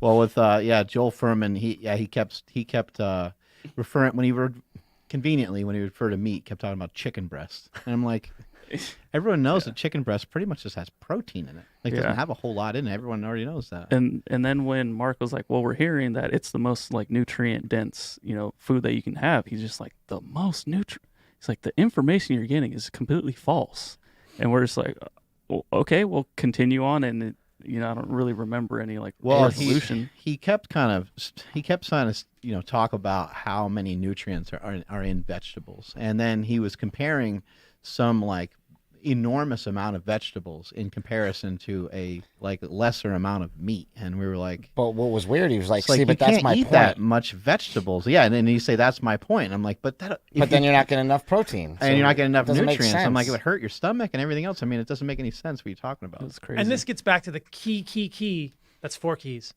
3 keys. key. The super kinky concept There you go. of bioavailability, right? And this is what I believe a lot of the plant-based advocates get wrong. The bioavailability of plant-based minerals and vitamins is not equivalent to the bioavailability of animal-based nutrients. It's just not. That is fact. Joel Furman, case closed, right? We were talking about this before the podcast. We were rapping about this as we were eating raw liver. Just look at the minerals, right? We're talking zinc, calcium, manganese, magnesium, selenium. They're mostly bound to phytic acid in plants, or they're complexed with oxalic acid, which is oxalate, which is found in plants. When you are trying to get any of those minerals in plants, they are much, much less bioavailable than they are in animals. If people will illustrate it, they'll say, oh, broccoli has as much calcium as milk. That's bullshit. Broccoli may have as much calcium in the plant, but it's only about 1/3 or 1/4 bioavailable. So there's a misleading piece there. The same is true with iron. The same is true with selenium. The same is true with many of the plant-based minerals. And then we move on to the vitamins. Same illustration. A lot of B vitamins in leafy greens. Well, the B vitamins in leafy greens are complex to glycoproteins, which makes them only 30% bioavailable. So we're not comparing apples to apples. And I feel like there are nutrients in plants. Yes, they are not nearly as bioavailable as they are in animal foods. Their animal foods are from the same operating system as humans. It's a basic sort of concept I've used to illustrate this in the past. Animal foods are more bioavailable in terms of nutrients. And you asked, what about a multivitamin? I would say multivitamins are even worse than plants. That's the problem. They're not bioavailable. They're not cofactors for many of these nutrients. So why are we not surprised? Yeah, do you ever eat red meat or liver and pee like bright yellow? You might if you eat enough liver because it will happen? because liver has a lot of riboflavin, but you'd have to eat a lot of liver. But yeah, if you eat a supplement with riboflavin, you're gonna pee yellow. That's the riboflavin that makes it yellow pee. But yeah, it's pretty rare with liver. It's nothing like a supplement, and you're gonna use much more of the B vitamins. It's not complex to glycoprotein. So this is fact. People can check it. Like, I'm not making this up. So if we're just looking, when people try and compare nutrient for nutrient, they may say, oh, look how much is in there. Well, you can't get it out of there. It's locked in a cage, man. And then we're talking about protein. I really had to disabuse Rich Roll of this notion when I went on the podcast with the minimalists. Protein in plants is much less bioavailable than nitrogen in plants, much less bioavailable than it is in animals. There's 2 scores. This gets really granular and super boring. I won't put people to sleep, but there was one called a PDCAS. Now there's one called a DIAS. Basically, the idea is the digestible, indispensable amino acid score looking at plant-based versus animal-based protein. Animal-based protein is at least twice as bioavailable. When you look at a Beyond Burger, which you should never do because it's the devil's spawn, and you look at the amount of protein in a Beyond Burger, you can basically cut that in half or 1/3 in terms of bioavailability. When you look at your vegan protein, your pea protein, which again, you should never eat because it's very high in arsenic, number one, the amount of protein in pea protein, cut it in half or more in terms of bioavailability. So thank you for bringing that up. That's a really important concept, that these are not equivalent foods. it's almost a shame that it has the same name, protein. Like it should be called something different almost, because you can't use the plant protein very well, you know? Exactly. We should. I'm sure we'll leave it to Chris Bell to figure it out. Yeah, You know, come up with a name for it. By the end of this podcast, Chris, I'm sure you'll think of something that. It's got to be derogatory though. I know it. Well, you know it's going to be derogatory. Right. Real quick though, I do want to come back to the calcium that you're talking about. Yeah, let's finish that. Because you weren't like, you just mentioned A1 and A2 milk. A1 and A2 milk. So if people are not tolerant to dairy, then you can do bone meal or eggshells. Now I'll have another caveat there, right? Eggshells are not the greatest source of calcium because they can be constipating, but for people that actually find loose stool on a carnivore diet, it may help a little bit with that, and people don't really want to crunch up eggshells, but eggshells are a source of calcium, and bone meal is a source of calcium, and I think probably the way we would have gotten it in the past, eating bones of small animals. It's hard to crunch on a big cow femur, right? But people eat sardines, they're going to have some calcium from the small sardine bones. People, if we eat small fish, small animals, we would eat the bones, or chicken bones. Those kind of things are probably a good source of calcium. What I will say with regard to bone meal is that unfortunately, and this kind of translates or segues into the discussion around fish, which we don't have to go too far down the rabbit hole, is that we as humans have an impact on the planet. Because we are burning fossil fuels, we are putting mercury and heavy metals into the atmosphere that is going into the ocean, that is going into our water supply, and cows are drinking water that has high levels of lead. Because of that, cows are going to accumulate a little bit of lead in their bones. So if people want to use bone meal as a calcium supplement, they should make sure that that bone meal is tested for heavy metals and meets at least Prop 65 standards. We're in California, meet Prop 65. You want to make sure that's a low lead bone meal. And I want to make people aware that bone meal can bioaccumulate heavy metals. So basically at this point in my carnivore journey, I'm almost at the point for myself where I'm going to say, you know what? Maybe this is one of those situations where a clean supplement for calcium is the best thing, right? I would eat bones from cows if they weren't drinking water that had lead in it. But I do think that carnivores, people in general, will benefit from calcium supplements, and I can talk about the concerns about calcium in a moment. But I think that carnivores especially do need calcium. We store a lot of calcium in our bones. We pee a little bit out, and if we get into negative calcium balance, we'll pull it out of our bones long term. We don't want to do that. So we need to get a little bit of calcium in the day. Now, there are some concerns that previous studies had suggested that women, I think especially, perhaps men as well, who were taking calcium supplements had increased rates of cardiovascular disease. And I think that that reflects an overall deficiency in vitamin K2 in our diet. So if we are taking calcium, this is an argument to me that we need to get all the vitamins and minerals, that the body needs vitamin K2, which is menaquinone, and that is used by the body to push calcium around the body or place calcium around the body in the right places. So I think I don't think there is any risk to taking calcium supplements, or I should say, in my opinion, I think the risk is much lower taking calcium supplements when you have adequate amounts of fat-soluble vitamins, namely A, D, E, and K, specifically K2 in your diet. And a carnivore diet, a nose-to-tail animal-based diet will provide all those nutrients. A nose-to-tail carnivore diet is very rich in vitamin K2. What if it doesn't feel like you have much of a problem with dairy? Then I think it's fine, and I would recommend A2. Goat, sheep, or A2 cows. Milk, yeah. Yeah. Oh, interesting. What if somebody's diet is just like, so, you know, for example, like I did, I was just doing mainly muscle meat for a pretty long time. And then I started adding in, you know, some other things. What do you suggest for people that, like, they really like muscle meat and they don't really like that other stuff? Like, how much liver should you throw in? How many eggs should you throw in to round it out and make it complete? Good question. I think that sometimes these organ capsule supplements, like we talked a little bit about ancestral supplements. Ancestral, yeah. That's a good way to get the organs in if you don't want to eat liver.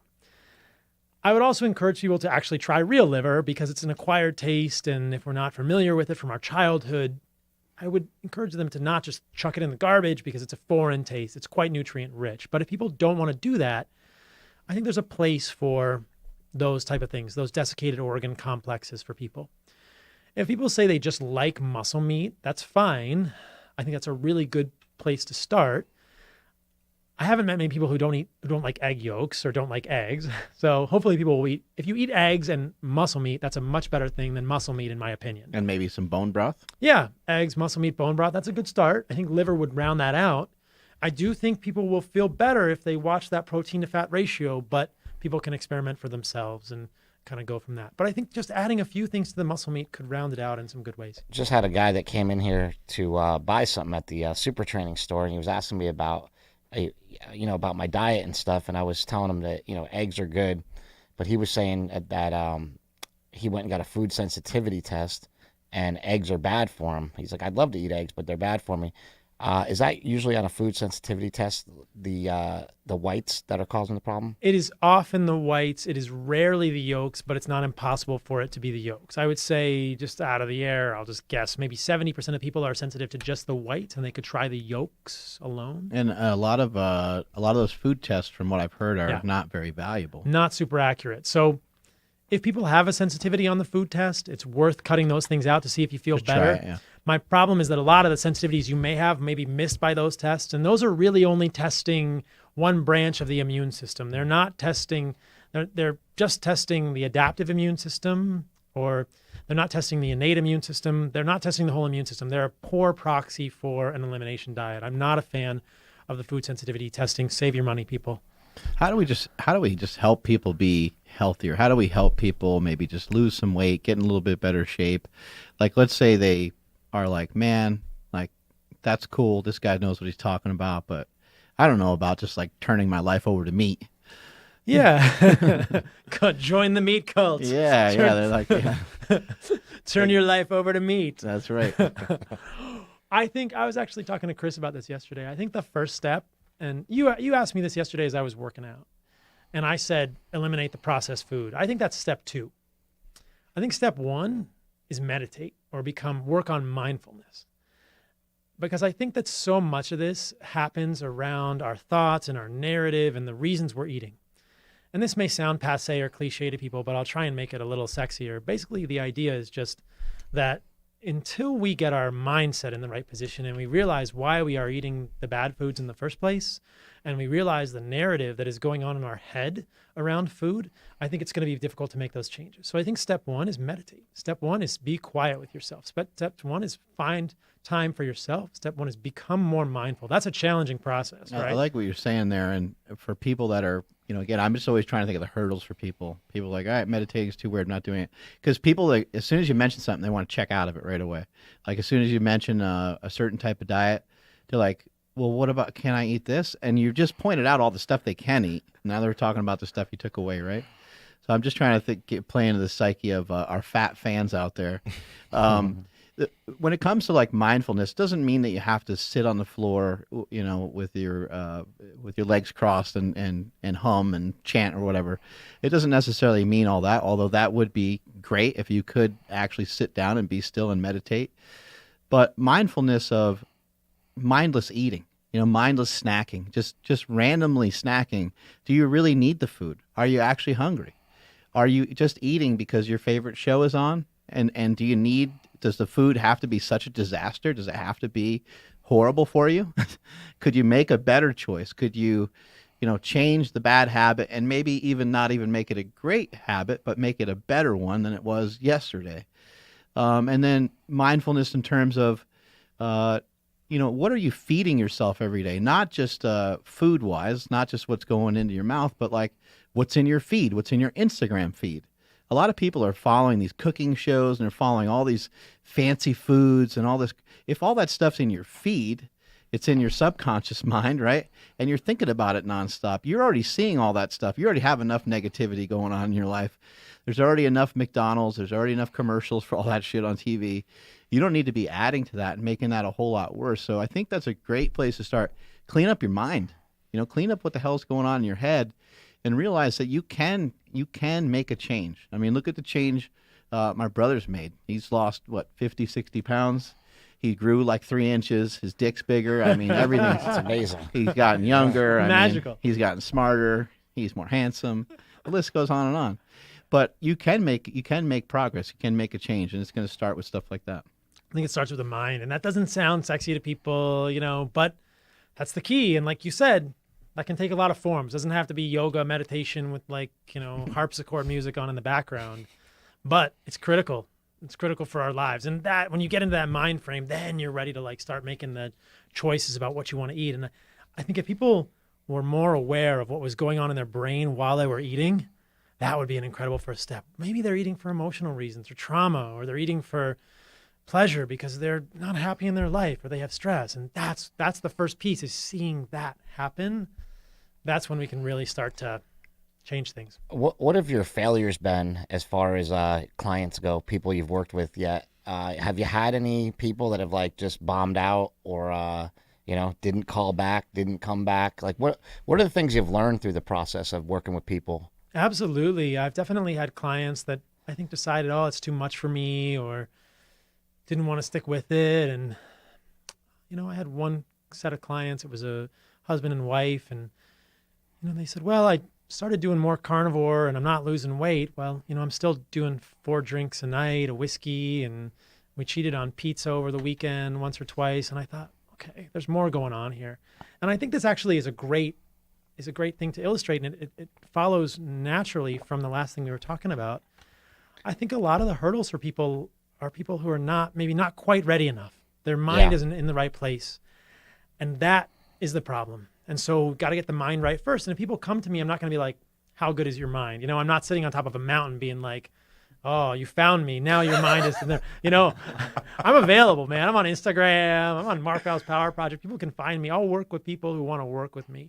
I'm not going to test them and be like, grasshopper, you have to do this massive gauntlet of things to prove to me that your mind is in the right place. But maybe I should, right? Maybe I should put people through the rigmarole or the trial, the mental trial, to make sure that they're ready for the training. But I think that people can do that on their own. And that's the idea, that if the mind isn't in the right place, I have empathy for them, but nothing I do, or I'm not skilled enough to. You can lead the lion to the herd, but you can't make them eat. Right? Kind of thing, right? Yeah. I can offer them what I have, but it's not going to work for everyone depending where they're at. Yeah.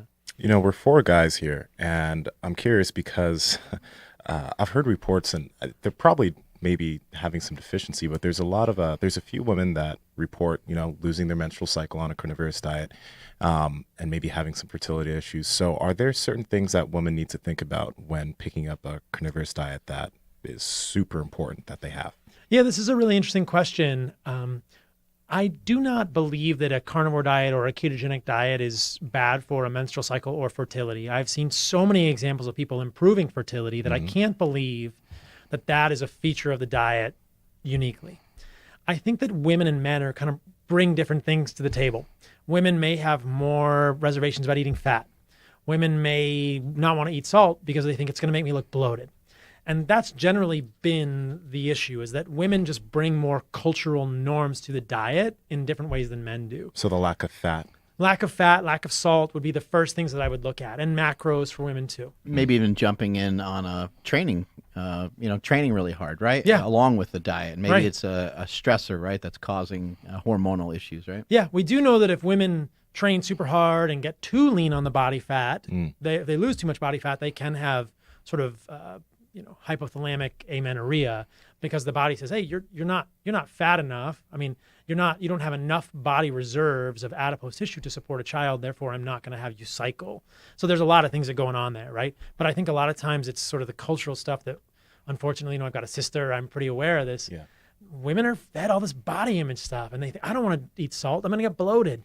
Or I don't want to eat fat, fat's going to make me fat. And they're okay eating protein, but they don't want to eat fat. It's an individual thing, but I think that's what's going on for a lot of people, or micronutrients. But it's an individual case-by-case thing. But it's always interesting when I have a client who's a woman, I think, okay, what's going on with your cycle? Let me make sure it's good. And I've seen enough that have gone in the right direction. And you hear all these stories of people on ketogenic diets or carnivore diets with improved fertility, that I don't think that it's a feature of the diet to abolish fertility in women, And I think that throughout evolution, there were plenty of times when women carried children, when they conceived children, during times when they didn't have a lot of carbohydrates. You think we'll get to a point where people will go to a restaurant and say, I'll just have the side steak, instead of saying, I'll just have the side salad? You hear people say it, like, people are so attached to that salad being the healthy thing, right? A side steak with, I'm just worried about what's on their plate if it's a side steak. No, just a side steak with their steak. Well, no, just buy it. Yeah, exactly. Just buy itself. Like, I'll have liver and a side steak. People say they'll just have a salad. Right. Like they already, I mean, that kind of insinuates that they already know in their head that it's not enough, right? Right. I'll just have a salad means it's probably coming up short, right? But do you think we'll ever get to a point where people kind of understand, like, maybe that's not the best route to go for you? I hope so. Chris and I were talking he's playing around with ideas as top secret, Chris. I'm busting your idea. The carnivore restaurant, like maybe we could create a place where people can eat and have a little more intention around the availability of meat or the nutrient availability in the foods, and not use vegetable oils and things like that. But I hope people will get there. We can make Big uphill battle. we can make like meat vegetables. Because they're doing it the other way around, Vegetable right? We meat. can, yeah. I love this idea. This is actually broccoli made Yeah. from liver. Yeah, exactly. It's Broccoli liver. psych. Get all the vegans. Get them to Broccoli finally liver. eat some meat. What you got over there, Andrew? I'm just curious, how much liver should we be eating like per sitting? I don't think anybody really knows. There's some concern in the media sphere that you can eat too much liver, and I don't share that sentiment.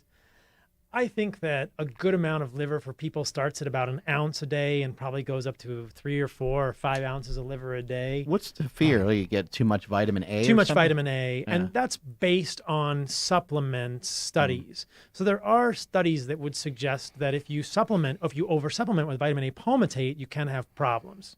And these are massive doses of vitamin A palmitate, probably in people who are already deficient in the other fat-soluble vitamins. What we realize, and this is again a recapitulation of this idea that we need the nutrients in balance. And if we're out of balance in the fat-soluble vitamins, that too much of one might be a bad thing. I never recommend vitamin A supplement to my patient. I always want them to have vitamin A from food. I've never seen a case report of anybody having too much vitamin A from food. But there are, with almost every supplement on the market, niacin, all these kinds of things, there are examples of people having bad reactions from over supplementation. But in terms of food, there's no case reports of niacin toxicity from food. There's no case reports of vitamin A toxicity from food that I am aware of. We talked a little bit about vitamins. What about like supplements? Are supplements worth anything? Is like omega-3 fatty acids, from a fish oil capsule or a liquid form, are those of any benefit? I think that the list of supplements that I would suggest are valuable is very low. And I think that there is a utility for these. We mentioned maybe a calcium supplement based on the world that we're living in So now. still more like a vitamin rather than like anything different than something you'd get from food. I think we should think about food first. Right. Absolutely. The omega-3s are a great example of this. I do worry about omega-3 supplements, and I generally dissuade or discourage clients from continuing omega-3 supplements. What do you use for that? Salmon roe? Is that You can use salmon roe, or grass-fed meat actually has a pretty good amount of DHA in it, and egg yolks have a good amount of DHA. I think that humans can get enough omega-3 if they're eating organ meat, grass-fed fat, and egg yolks. I think you'll get plenty. But the grass-fed beef, they say, isn't a great source of it. Like, it has some in there. It's in the fat. Yeah. So the grass-fed fat is going to be a bigger source of the DHA than the grass-fed meat. Yeah. And this gets back to an interesting concept that maybe we'll touch on here in a moment. But the idea that if you look at a healthy human, one of our muscle biopsies, you would not see intramuscular fat. And so it's so interesting for me that the USDA likes to grade meat based on marbling. And the more marbled a meat is, the more prized it is. Wagyu beef, very highly marbled, lots of intramuscular fat. When in fact, that is a reflection of metabolic problems in the cow. If we did a muscle biopsy on Mark or me and we see intramuscular fat, you go, you shouldn't have fat in your muscles. That's not a good cow. And I mean, whatever, it tastes good, yes, Yeah. but I think it's a reflection of the fact that when they feed cows a bunch of grains and put, estrogen pellets in their ear, they're getting a little bit metabolically unhealthy in that. And so it's okay for me that grass-fed meat doesn't have marbling. It doesn't have fat in the muscle. What it does have is fat around the kidneys and fat other places, but there's not fat in the muscle of the meat. So yes, grass-fed meat isn't going to have a whole lot of omega-3 because the omega-3 is in the fat. But if you get the grass-fed trimmings, you'll get more omega-3. And I think that there's a lot. I really think that the story on omega-3 is premature. It's very clear that humans need some omega-6 and some omega-3 in our diets. I think the optimal amount is far from delineated. I think it's very clear that getting 0 omega-3 or 0 omega-6 is a bad thing. You cannot make these. Going back to the plant discussion, it's very clear that we can't make EPA or DHA from the alpha-linolenic acid, which is the omega-3 in flax seeds. But I think people can overconsume omega-3, in that we know that overconsumption of omega-3 can change clotting parameters in the blood, et cetera, and it puts a lot of polyunsaturated fatty acids into the body, which are highly oxidizable. So I don't think people need to be supplementing with fish oil. It's highly oxidized already, and you can get enough from a well-constructed diet. I'd also feel fish oil is such a big business. Oh, it's a big business. It's a huge business, and it's not going anywhere. And people don't want it to go. You know, the people that are running it don't want it to go anywhere. And it's huge. I mean, everybody says, "Well, you need fish oil. You need fish oil." We've been hearing it, forever. So I think that drives a lot of the conversation. We're completely convinced, and I'll tell people, "Hey, look, I've looked at the studies, and you need to take about 10 times the amount that you take in order to get any sort of heart benefit or any sort of joint benefit." And people still don't care. They still buy it. People need something to take because they know that they're not healthy. And so it's almost like a prescription drug in a way, omega-3s or CoQ10 or the vitamins that they recommend for eyes. And there's so much. You can target any age group. You can target the young we grew up with Flintstone vitamins, the chewables, right? And they have chewable vitamin D and all these different things. They have gummies for old people. You could target, and then the older people, they really think they're doing something good for themselves. So I'm going to start walking, and I'm going to start taking my, thing of vitamins. I got 10 different vitamins I take every day, and they think they're all fired up and excited about it. And it's great that they're making that effort. I fear that the narrative not is doing much. Yeah, and probably potentially hurting them. Right. I see a lot of people get better when they go off the vitamins. I had a client the other day who had a high level of tin in his blood, and it's probably from one of the supplements he was taking. So these things are a real tin, like metal. Mm-hmm. Yeah, there's contaminants in a lot of Wow. the things. We mentioned pea protein, really high in arsenic. Omega-3 fatty acids, often highly oxidized. And I think people hear omega-3 is going to help your heart, but the studies on cardiovascular benefits of omega-3s are actually much different. We don't have to go into it, but they're very different than what people are told. There's benefit perhaps for secondary prevention of arrhythmia in omega-3, but not a lot of people fall into that category, and you can probably get enough DHA in a few pastured egg yolks to achieve that benefit. You don't need an oxidized omega-3 fish oil. There's been some more bad news or bad press towards red meat and TMAO and stuff like that. And you were just talking about that stuff just came out recently, right? What's new and hot in the carnivore space right now? Well, What are this people was talking something about? that I really hoped to talk about on the podcast. Most of the listeners will not fall into this category, but I do feel that one of the things we should be talking about every time we talk about meat is the way that studies are fed to us, the way that media presents studies, and the way in which the media can create an unclear message. You called it fake news. There's a lot of fake news, about meat in the press. And a lot of what's being presented to us is epidemiology, or more specifically, observational epidemiology, but I'll just call it epidemiology.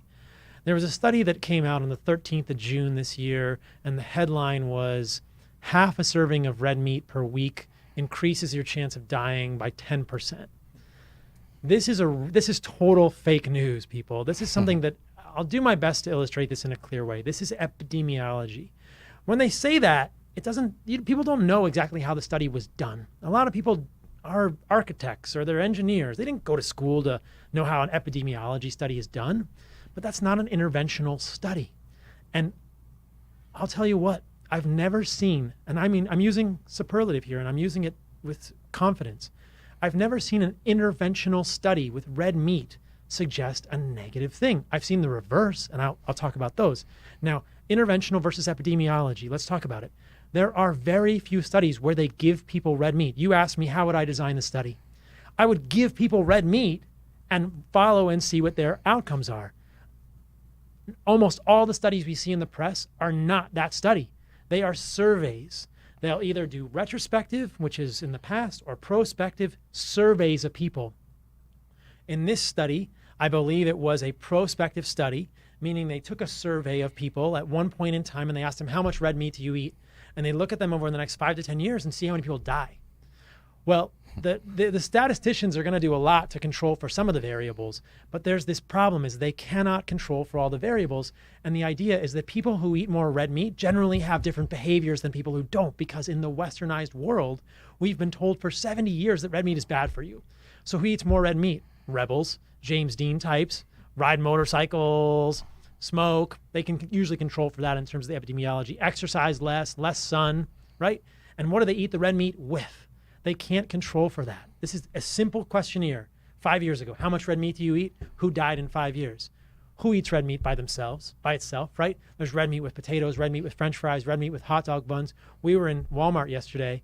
What did we see? The first thing we walked in was a sweet hot dog bun. Oh yeah, It was Hawaiian. A Hawaiian. And then a guy was like, "You guys got to get these. They're These really are- good." These are really good." And he was wearing a Bo Jackson jersey.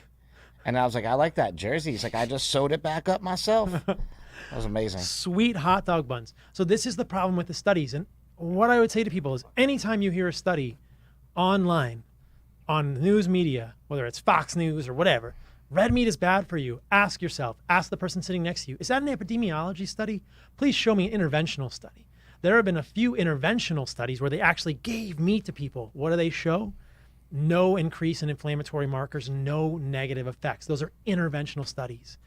And the reverse is also true. And this is the crazy thing about vegetables and stuff. We've been told forever that vegetables are good for you, that polyphenols are good for you. Well, when they do the interventional studies with vegetables, with fruit and vegetables, there are a number. There's like 5 or 6 that I'm aware of. They give people, there's 2 groups of people, control group and a group with a lot of fruits and vegetables, maybe a pound of fruits and vegetables a day. They look at them 4 to 10 weeks later. So a month to 3 months later, and they look at inflammatory markers, markers of oxidative stress, markers of DNA damage. And one group has no vegetables, and one group has a lot of vegetables. What do they see? No difference. A pound plus of vegetables per day, 4 to 10 weeks, no change in inflammatory markers, no change in oxidative stress, saying, where's the magic in your vegetables, right? So show me the interventional trials. I hope that's not too complicated for people, but I just want to illustrate that all the studies, they're really fake news. You said it best. They're showing you epidemiology, and you really have to be a scientist, or this is where we help to show people, what does that mean and what do they do in the study? Because a lot of times they're not doing the intervention. Yeah, I think all of our information is coming from that. You know, like when you hear, these daily allowances of percentage of vitamins that you need or certain amount, like all these things I think are coming from, like who are they studied on? Like who knows what the RDA would be for a carnivore diet? That would change everything, right? The amount of like vitamin C and calcium and potassium and zinc and all this stuff would probably be different if you were very healthy. It changes stuff for sure. I still think that you can get a guide, and one of the things that's quite interesting is that if you do a nose-to-tail carnivore diet, you can usually meet all of your RDAs with ease because the nutrients are so rich in animal foods, but I think it does change some of our requirements, and we know that. Like we said, you maybe need more salt, right? That's an example where it increases the RDA. And also the problems, those requirements aren't accurate anyway. We don't know how accurate they are, right? And right. There's so much dispute about that. There's a lot of dispute. I don't think we should ignore it. But isn't it something like if you were to eat all of what's recommended every day, it would be some enormous amount of calories? Yeah, I think so too. There's like, it says based on a 2,000 calorie diet, but it's actually, if you add it all up, it comes out to be way more somehow. I don't know. Somebody was telling me that. And then if you adjust it for how not bioavailable those nutrients are in plant foods. Then you'd be screwed. That's what I was saying that we need. We need a bioavailability chart to really show people where food ranks, because that's really how a food should rank, right? That's really what's important, is how much of it you absorb and use. How much of it you know, use. how much protein's in it, how much fats and how many carbs, and how much of those things are going to utilize, the vitamins and minerals. Right, we're talking macronutrients and micronutrients, and if we had charts clearly showing people micronutrient content and bioavailability, paradigm shift. Yeah, that's what I'm saying. I think that's how we get people to start looking at these things differently. You know, they talk about changing the nutritional guidelines, but even putting things in better context would help a lot of people. What do the kids say? Woof? Woof? Woof? Mm-hmm. I don't know. Kids say that. They're like, woof. When they're like, wow, woof. I don't know. Like a microphone drop. Woof. Is that a new thing? I don't know. Is that like I'm not a kid. I don't know. On fleek or something? Yeah, on fleek or... they say lit. Yeet. Yeet. Y-E-E-T. Yeet? Yeet? Yeah, they say yeet. That's what So the kids woof. say. That's Woof. the first time I heard it. So I'm not allowed to ask my kids about this stuff. They get so mad. Well, he's cringe lord, by the way. According to I'm his a kids. cringe lord. That's what they call me. I don't know what that means. Ask your kids about woof. I will. Woof. I'll say it tonight. Just They'll be walk so in the mad house at and me. be like, woof.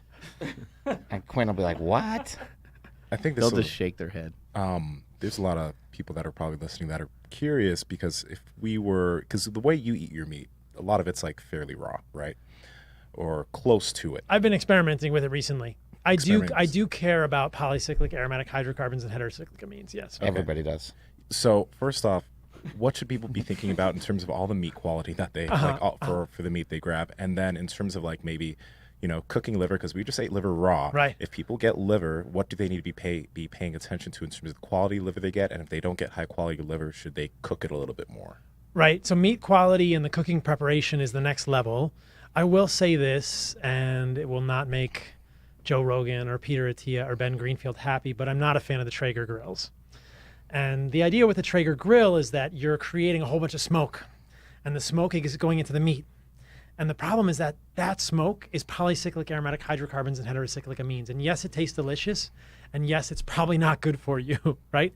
So the way that we prepare our food is important.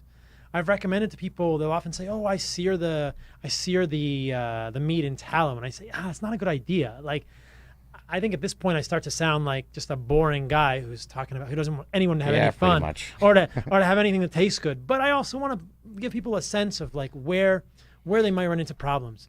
And there are such things as advanced glycation end products, and a different category is the polycyclic aromatic hydrocarbons and heterocyclic amines. Advanced glycation end products are formed when you cook anything.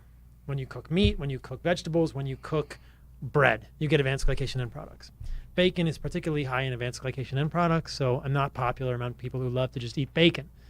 I'm just not a fan. I don't think that advanced glycation end products are a good thing for us to be over-consuming. Every once in a while, probably not a big idea. It's cumulative accumulation. What do they do? What does who do? The Advanced glycation end products? Yeah. They probably create oxidative stress, and they're linked to accelerated aging in humans. So yeah, probably the best thing for us to do would be to eat all of our meat and animal products raw like a lion.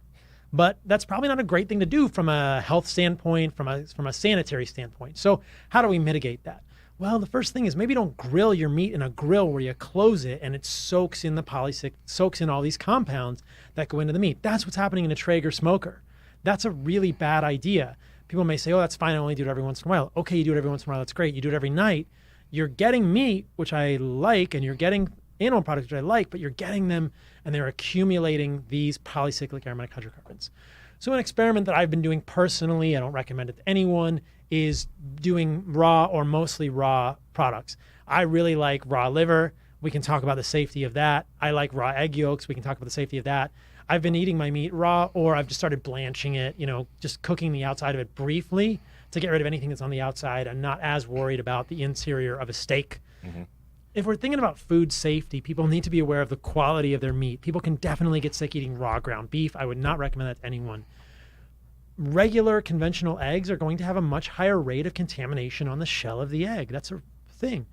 If you're getting organic eggs, if you're getting eggs from your garden or your farmer, those are pretty clean and they're pretty safe to eat raw, especially the yolk. The problem with an egg is that the contaminants are on the shell. Well, if you are eating a raw yolk, the shell isn't really touching the yolk. It's pretty safe. But again, if people are weak or they're frail or they're sick, cook your food.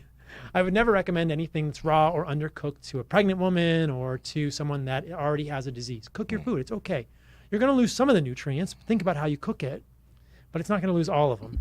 What about something like an air fryer? Air fryers they do accumulate a lot of the advanced glycation end products and the polycyclic aromatic hydrocarbons. They're cooking at high temperature. So is that yes or no? No. I just wanted to simplify It's a no. You never get simple answers with me. I know, That's right? my problem. Yeah. I'm working on it.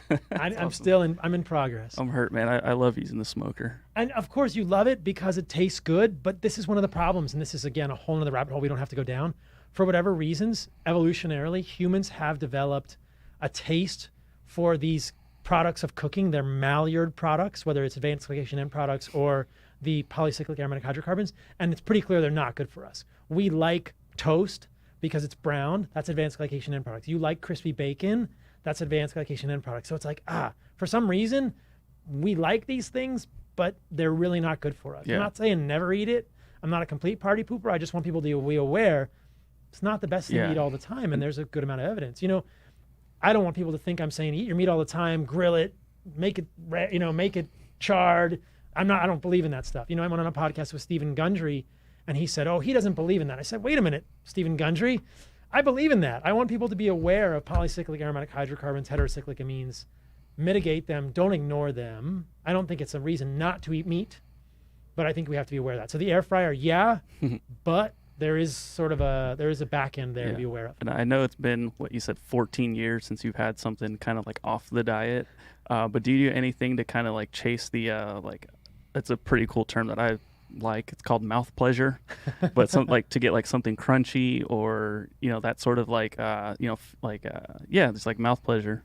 Yeah, before the podcast, Mark asked me when the last time I'd had like junk food was, and it's probably been about 14 years for me. I'm kind of an alien, but the mouth pleasure gets back to the thing we were talking about earlier, and it's a subtle segue to this idea: are we using food as entertainment?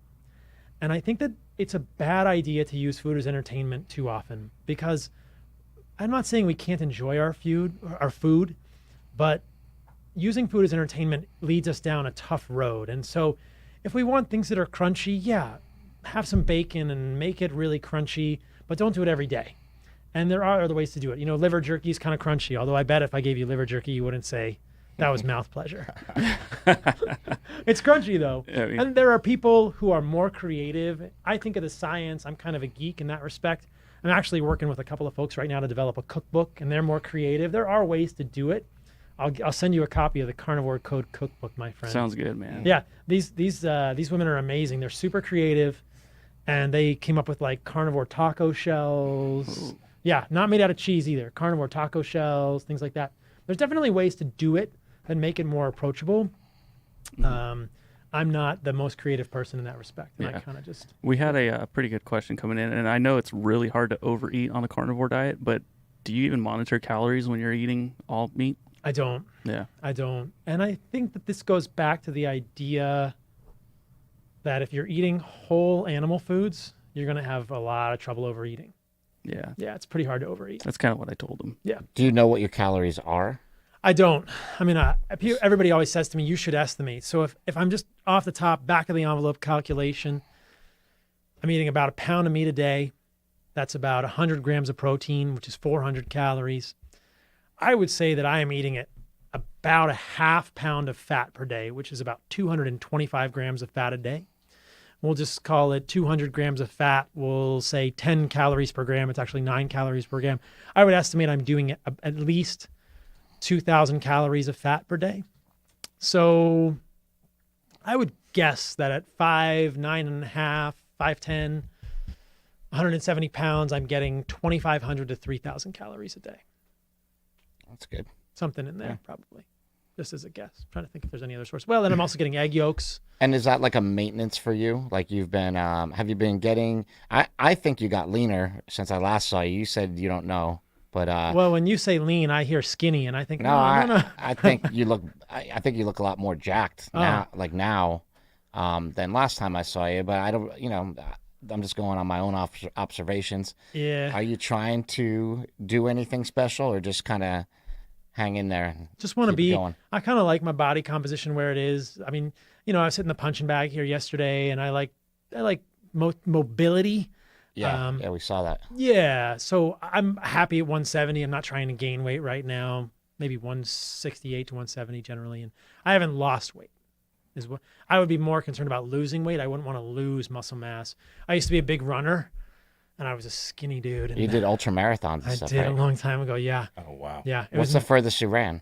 53 miles. It was in the San Juans in Colorado. Really cool race called the San Juan Solstice, and I ran 53 because I went off the trail and I got messed up or something. I ran extra on the trail. It was a 50-mile race, and I think I ended up running 53. But I'll tell you what happened at the end. So I was in Flagstaff, and I was ultra running, and my buddy, this is right before I went to medical school, my buddy set me up with this girl. I go over to his house, we're having a barbecue, and nothing happens. And afterwards, he goes, dude, she said, he's kind of cute, but he's really skinny. Oh, man. You got to show him how to put some weight on, man. But when I was ultra running, when I was running a lot, I was probably 30, 25 pounds lighter. Wow. Yeah. So you can imagine, Yeah. You were what, 145, 150? 140, 145. And so I was like, oh, boy. And were you doing jiu-jitsu and stuff back No. then? I was not doing jiu-jitsu then. I did jiu-jitsu in medical school. Okay. Similar weight to now, maybe a little bit lighter. Yeah. Once I started running, once I stopped running, I put more. What do you recommend for people for activity? Like lifting, training? Should everybody be lifting? I definitely think weight-bearing exercise is a good thing. And I think resistance exercise is a great thing. I mean, you guys are more the experts on the exercise stuff. I think do what you like. Do what you like. You know, if you find shit that you like. if you like hula hooping, do that. If you like riding a skateboard, do that. Don't do stuff you don't like, but just move and do that. I guess that's my point too, is like when you're on a carnivore diet, what's so great is your diet's so like dialed in that almost anything you do is productive and helps you like lose weight or maintain, your physique. So you don't have to do a whole ton of stuff because you're not trying to burn a bunch of extra calories. Yeah, you don't have to over exercise. I definitely think you can over exercise. We know that exercise is an environmental hormetic. It's an experiential thing that is a stressor that can increase your abilities long term. But if you do too much, you're going to get overworked. And I definitely overtrained when I was an ultra marathoner for sure. Yeah, we still overtrain all the time. Yeah, right. I love it. It's part of the plan. Wouldn't have it any other way. I want to make sure I finish Seema's question because you asked about what were you asking about? It was like food quality in Food terms quality, like meat yeah. quality, Yeah. what you should be Yeah, I thinking don't think about. he ever really answered how he prepped it, did he? He said blanching. Like Blanching. that blanching was the main thing. you said Blanching you- or searing quickly. So that's what Searing I'm doing quickly. now. Yeah.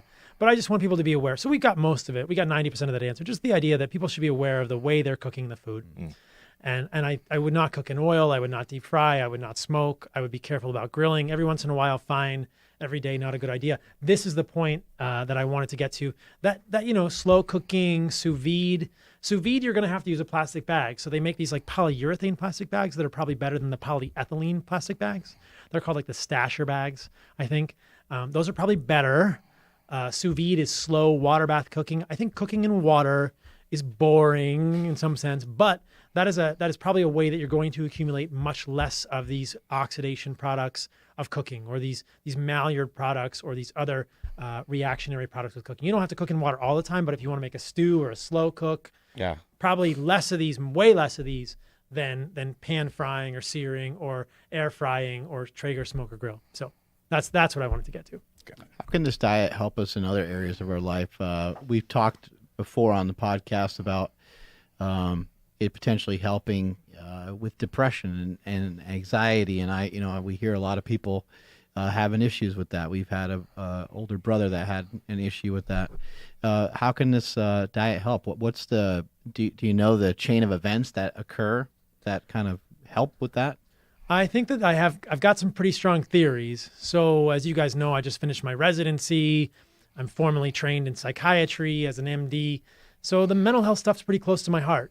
I really think that if you look at mental health, if you look at depression, if you look at anxiety, there's a good evidence that for a lot of people, this is brain inflammation.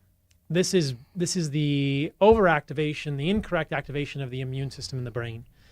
The old school hypothesis, which is really going away now, is the idea that it's an imbalance of neurotransmitters and you need to just put more neurotransmitters in the brain. And I think that the new school, the new understanding, or the increasingly accepted understanding, is that this is inflammation in the brain. And as we see with a carnivore diet, and what's so interesting to me is that this type of eating starts to leverage what is causing the inflammation. Could it be plant toxins? Could it be lectins? How are we activating the immune system? And we see this. We see these type of diets, whether they're elimination diets that are carnivore or elimination diets that are non-carnivore or ketogenic diets. What's most interesting to me as a physician who practices psychiatry and functional medicine, I don't just do psychiatry, is looking at ways that we can affect inflammation in a positive way, meaning getting rid of inflammation that's inappropriate in the human body through diet. And I think that what we see very clearly, I think perhaps one of the most striking effects of a nose-to-tail carnivore diet is psychiatric improvements. I have seen so many incredible transformations. Anxiety, which is really hard to treat. Anxiety gets better, depression gets better. Even there are case reports of people with bipolar, psychotic disorders getting better when they eliminate plants. And maybe for people they don't need to eat all the plants, but I think a carnivore diet represents that good sort of very sharp tool for an elimination diet. So I would argue that is happening through abrogation or elimination, amelioration of inflammation in the brain. And that would suggest that inflammation in the brain may be driven by things in our diet. I believe most of it's coming from the gut, right? Everything we're putting in our bodies is going into the gut. This idea of leaky gut is not even fringe anymore, but I think it's pretty well accepted, or at least hypothesized, that the foods we eat may create inflammation in the gut. And we know that inflammation can affect the brain in a big way. So it's so powerful for psychiatric things. I experienced it myself in a very subtle way, but that was very powerful for me. And I've seen it in more striking examples in my own practice as well. So lately, in an attempt to lean out, I've been eating a lot more protein, higher protein diet, and a lower fat diet. And it's been working pretty good, but, you know, to tell you the truth, it's harder. You're more hungry, you know. And then yesterday we were talking about, you know, using a glucose meter, and you wanted me to do some stuff. Can you explain what you want me to do? Because we never actually went over it, but I think it'd be good to hear what you want me to do and why. So if we're looking at carnivore or high protein diets, one of my concerns is that there's a question now, and I don't think this is fully clear, whether gluconeogenesis, which is the conversion of protein into glucose, is demand or supply driven. One of the concerns I have about people doing high protein diets, that would be protein that exceeds that 1 gram per pound of lean body weight diet, is that some of that protein gets pushed into glucose. Your body has to do something with it, and it pushes into glucose. That would suggest that would be in a demand or more of a supply-driven paradigm for gluconeogenesis. It does seem to happen on carnivore diets. I saw it in myself. I've seen it in other people. People that are doing a lot of meat, a lot of protein, do see a higher fasting glucose and lower ketones. Now, the level of ketones in the blood are individual between people, but what I was suggesting to you is that as you move that dial, right, maybe dial protein back a little bit, not too low, just dial it back a little bit, dial up the fat, watch your fasting glucose and watch your ketones. What I saw for me was my fasting glucose came down 20 points, 15 to 20 points, from about 90 to about 65 or 70. And that the ketones went up. And then I was seeing ketones of 2.3, you know, higher levels of ketones. Ketones are a little individual, but it gives you a metric to get a sense. What I caution my clients about is when I see people on carnivore diets, I have a lot of clients on carnivore diets, and I see a fasting glucose in the 90, I think, it's too high. It's too high. I don't want it that high. I want to see an A1C that's lower. I want to see a fasting glucose in the high 70s or mid 70s. And I think that what we're seeing there, and this gets into kind of some esoteric stuff, is that excess protein getting pushed into glucose. So that's I think just a metric for you as you're tweaking that fat to protein ratio. It'll be interesting for you too, Mark, if you're eating 2 pounds of meat a day. When and where? How do we, you know? What do we do to test this? What are we doing? Oh, so we use there are a number of blood ketone meters. The one that I like is Keto Mojo. They have glucose and ketone strips. It's also the cheapest one. It seems to work the best price pretty right? well. Yeah, it seems to work pretty reasonably well. Strips are $1 or something, right? They're cheap. The ketone strips are about $1, so they're not cheap. The glucose strips I think are cheaper. Yeah. Mm-hmm. Yeah, and you don't need to do it forever. They actually sell them at just so everybody knows, they sell them at GNC now, so you can kind of get them anywhere. Yeah. You know? I think the idea of CGMs, of continuous glucose monitors, is really cool. You know, Peter at T uses one. Ben Greenfield uses one. You can see the glucose excursions. I did a recent podcast on my podcast with Tommy Wood. We talked about how the research is now showing that the fasting blood glucose is important, your overall glucose is important, but they call them the median amplitude glucose excursions, meaning the way that your glucose moves after a meal are also very important. It's the overall area under the curve of the amount of glucose or your blood glucose in a day that is probably most closely linked. So on a carnivore diet, you're not going to really have any of these MAGEs, none of these median amplitude glucose excursions postprandially. But these CGMs will help people. You'll see what the blood glucose is all day. And we're trying to mimic that in a little bit easier fashion with a Keto Mojo. What I suggested was 4 times a day, morning and postprandial, which is doctor speak for after your meal, about an hour after your meal. And then when you go to sleep, check blood glucose and ketones. Do that for a week. You'll have a lot of data, and you'll get a really good sense. And this self-quantification really helps you get a sense of where you're going with things and if you're going in the right direction. So in the morning, and then each time after I eat? 1 hour after you eat, so postprandial. Maybe each meal? Twice a day. Twice a day. Yeah. And then the 4th time is before sleep. Yeah. Okay. And those are just loose recommendations. And then I want it to be mid-70s, but if it's not mid-70s, what do I do? Just keep dialing the protein back? Yeah, like if you're next, seeing next meal have higher fat? Yeah, if you're seeing the blood glucose in the 90s or higher, you know, and the postprandials are going to be a little different than the fasting. So the fasting blood sugar, I want to see mid-70s. Postprandials, I want to see probably around 100, maybe even a little lower. Yeah. Oh, postprandial will be like around 100, and that's 1 hour after you eat. 1 hour after you eat, yeah. How do you help people? Because you said, a lot of your clients do carnivore, and before you were doing carnivore, you were doing like a paleo diet. But even when you were doing that paleo diet, you were still very strict with a lot of the foods that you allowed yourself to eat. So you probably come across a lot of people that they're trying to diet, they eat a lot of these trashy foods that we talk about, and even though they enjoy the carnivore diet, they're still like, I really want to eat this, ice cream or pizza or whatever. So how do you help people deal with that? I mean, I know the carnivore diet helps with cravings a bit, but what's your process for, helping them with that? That gets into kind of the stuff we were talking about earlier with mindset. Mindfulness. Yeah. Say, what is it? Why do you want that? Okay. What's it doing for you? And I do think that in the beginning, depending where people are coming from, they're going to have more or less cravings. People always ask me this on Instagram. How do I get rid of the carbohydrate cravings? I go, you just get through them. I mean, if you are glycolytic and you are eating carbs all the time, I'm sorry, but there's no easy way out of that. Yeah. There's really no easy way out of that. You could substitute better carbs. You could maybe do rice or less high glycemic, lower glycemic index carbohydrates as you transition off. We're going to taper you off carbs. We're going to do methadone for carbohydrates or something. But for people, if they go straight to keto from a high carbohydrate diet, they're going to get carbohydrate cravings as they're adjusting. And I would work with people to say, like, okay, well, maybe we'll do a lower GI carb, like a lower glycemic index carbohydrate. We're going to get healthier carbohydrates. Don't eat the ice cream, eat a sweet potato, right? And kind of transition them off and taper, but have a conversation with them and say, what does it mean for you? Why are you doing that? Do you think, and once people start talking about it, it gets easier. Because I think a lot of people say, like, I'm craving it, I need it. And I say, you're not going to die. Do you think there's more nutrients in there? And they think, actually, no, there's probably not I don't think you're craving it because of micronutrients. I think you're craving it because of your physiology and your hormones. And I can say, well, how are you feeling? Do you think you can get through this, or you need a little crutch? You want to do a sweet potato crutch or something? Okay. Sweet potato crutch. Sweet potato crutch. I like Or, that. yeah, you could even do a white potato crutch if you wanted to, just a lower glycemic index carbohydrate. What's the mission here? What's the overall mission? What are we trying to do? Jacked and tan, bro. Trying to get everybody jacked and tan? I'm in.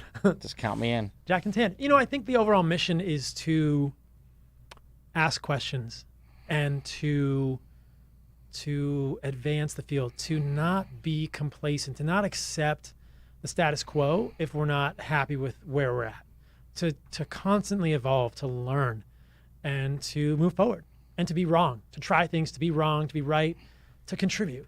That's what feels good. The mission is to create. I think we're all artists, and it feels good to create something. And so I'm trying to create. I'm trying to create content. I'm trying to create ideas. I'm trying to help people by offering something, by creating something new. And everything new is sort of a recapitulation, or nothing's really new, but it's art, right? We're trying to make art. We're trying to offer art to people in the hopes that it'll help somebody else's life be better. How about kids? Because like we were talking about that in the break room a little bit. Kids and having like carbs and fruit, etc. What should parents be thinking about if they want to maybe have their kids or try a diet like this? Super interesting, highly controversial.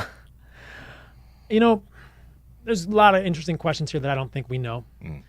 I was hanging out with the guys from Ancestral Supplements recently in Austin when I was there for Paleo FX, and they're super intentional, and they were saying, well, we want to feed our kids fruit and carbs sometimes because we want them to have IGF-1. We want them to have the growth hormone. And I thought, well, maybe there's something to that. I definitely think, I'm not convinced that kids need carbohydrates. I don't think they need them all the time. I think that basically where they'd end up is that kids would get carbohydrates occasionally. I think we probably overfeed kids carbs now, and we could moderate carbs for kids. I'm not as worried about it for kids. I think you want to give your kid, a piece of fruit when it's seasonal. Sure, teach them about it. Use it as a teaching moment. Say, hey, here's a strawberry. You know what? We're going to get the organic strawberry because the non-organic strawberries are number one on the dirty dozen, the highest amount of pesticides. So we're going to get this organic strawberry. We're going to avoid pesticides. Use it as a teaching moment. I saw a picture of my niece the other day who's 1 in a few months, and she's the cutest thing in the world. She's just eating this huge strawberry, and I was like, that's just super cute. I don't think kids need to be super strict on fruit. I'm not super excited about kids eating junk food and Twinkies, but if we want to feed kids carbs, sure. But I also, one of the things I mentioned to my sister is kids go into ketosis real easily, and it's probably not a bad thing for them either. Cycle it, be reasonable about it, teach kids about seasonality with fruit, and maybe, let the kids determine what they want to eat. I think that the trick thing there is that if you give a kid sugar, whether it's a fruit or a donut, their brain is off and running, and that's all they're going to want. So, but I think it's something you could leverage with children. There are examples of people raising children on ketogenic diets in a healthy way. But I think it starts to get super, super tricky. And, I don't have kids, but maybe if I did, I would probably give them some fruit occasionally and then, teach them about and let them make their decisions later and see if they wanted to try low carbohydrate. But I wouldn't force them. People out there that have kids, just try to, pick your poison or help your kid pick their poison. Like, they're going to want carbohydrates. They're part of, this kind of social, they don't want to be weird. And they love the taste of these foods. So, maybe instead of the apple juice, maybe they are eating something that they like better. And you explain it to them. Say, well, you said you wanted ice cream later tonight, so let's not have that now. Those kinds of things. It's all stuff I've done with my kids, and it's worked pretty good. They still probably eat too much. They probably eat too much carbohydrates for sure. But it's like, how do we just kind of like mitigate some of this? How do we teach them that we're not going to eat at 3:30 or 4 o'clock when we know we're going to have dinner at 5? We're not going to have a big bowl of cereal at that point. Those kinds of things, little things. Kids are pretty resilient too. I didn't have a great diet growing up. My parents tried, but I ate junk food, and I turned out okay. I probably could be better, but thanks, Mom. Your dad was a doctor, right? So how did you grow up eating? I would say a little better than one standard deviation better than the standard American diet, which is a very doctor way to respond to that question. But I would say a little better than the standard American diet, but I definitely had ice cream and occasional McDonald's and Wendy's. And, my memory is foggy from my childhood because it was a while ago, but I don't remember thinking about micronutrients when I was a kid. So there were a lot of teaching moments that I think could have happened. That didn't. I mean, my dad's amazing. My parents are amazing. But I think that I would have benefited from some teaching about that when I was a kid. Hey, what do you think about this? Here's a Wendy's hamburger. What are we getting here? What is this made out of? What kind of nutrients do you think are in this? Why do you think you like that so much? Do you think you like the bread or the burger more? What do you think about that bacon? What should we do here? A lot of teaching moments there that were possible that I think could be used in the future. Hey, Andrew, is Joel Furman coming? We're still waiting on Joel. I don't know. I think he stopped at a bagel shop real quick. He bombed out. He bombed out. I was going to ask you, because you had touched on fertility for women. What about for male? Yeah, I think so. Absolutely. It's a little different because we don't cycle in quite the same way hormonally, but there's pretty clear evidence that diet is linked to male fertility and sperm quality. So this is a study that I wanted to talk to Gundry about on his podcast, and I forgot. But this is a little bit off the topic, but I'll get it in there because I love talking about this study. There have been a number of studies now done on sperm quality, so male fertility quality, and they compared omnivores or meat eaters to vegetarians and vegans. And there was a specific one done in Loma Linda, which is one of these blue zones. And what they found was really striking, that the sperm quality in Loma Linda among vegans and vegetarians was pretty abysmal. So they don't have great swimmers. They looked at motility and they call it the hypermotility of the sperm, and it didn't look very good. So I think male fertility, sperm count, hypermotility of the sperm is a good indication of male nutritional status. And the studies that have been done on vegans and vegetarians are pretty sketchy. So take that, Joel Furman. Even if they just eat pineapples? We got to have you two have a friendly conversation, I don't think pineapples are going to get your sperm to where it needs to be. But she said, never mind. Hey, now. I don't think. I couldn't help it. I wonder where that information even comes from. Chris is in the dark. I don't know. We'll tell you after. It's adult conversations. Earmuffs. Earmuffs. Yeah, male fertility is important. Definitely. I wish we used it as more of a measure. The perfect study that I would design, Chris, would have female and male fertility. We would check male fertility by looking at sperm counts. It would be incredible to see somebody with not great swimmers get better swimmers. It's a really good indication of nutritional status. And what we see in blue zones, what we see in Loma Linda, which is one of these supposed blue zones, is pretty bad sperm quality. And that probably is related to a lot of things, potentially DHA. We know that in men who have DHA deficiency, so this goes back to the omega-3, they have poor sperm quality. You can't get DHA from alpha-linolenic acid either. You won't get good sperm from flax. You'll get good sperm from egg yolks and grass-fed meat fat.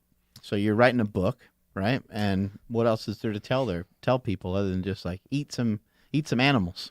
I'm trying to tell the whole story from the beginning. The book starts off, the book is called The Carnivore Code. It's going to be out in a few months. I'm working on it. write some of the chapter maybe tomorrow afternoon. The subtitle is Unlocking the Secrets to Optimal Health by Returning to Our Ancestral Diet. And I want to give people the whole story because it's hard, even in a 2-hour podcast, to give people the whole story. I start out with sort of the evolutionary story, where we've come from, what we know evolutionarily, the agrarian revolution, where we went wrong. I talk about plant toxins in more detail and why we might not want to eat a ton of plants. I talk about bioavailability and nutrients in more detail. I've also got a lot of references for people that want to look at studies or want to share studies with people.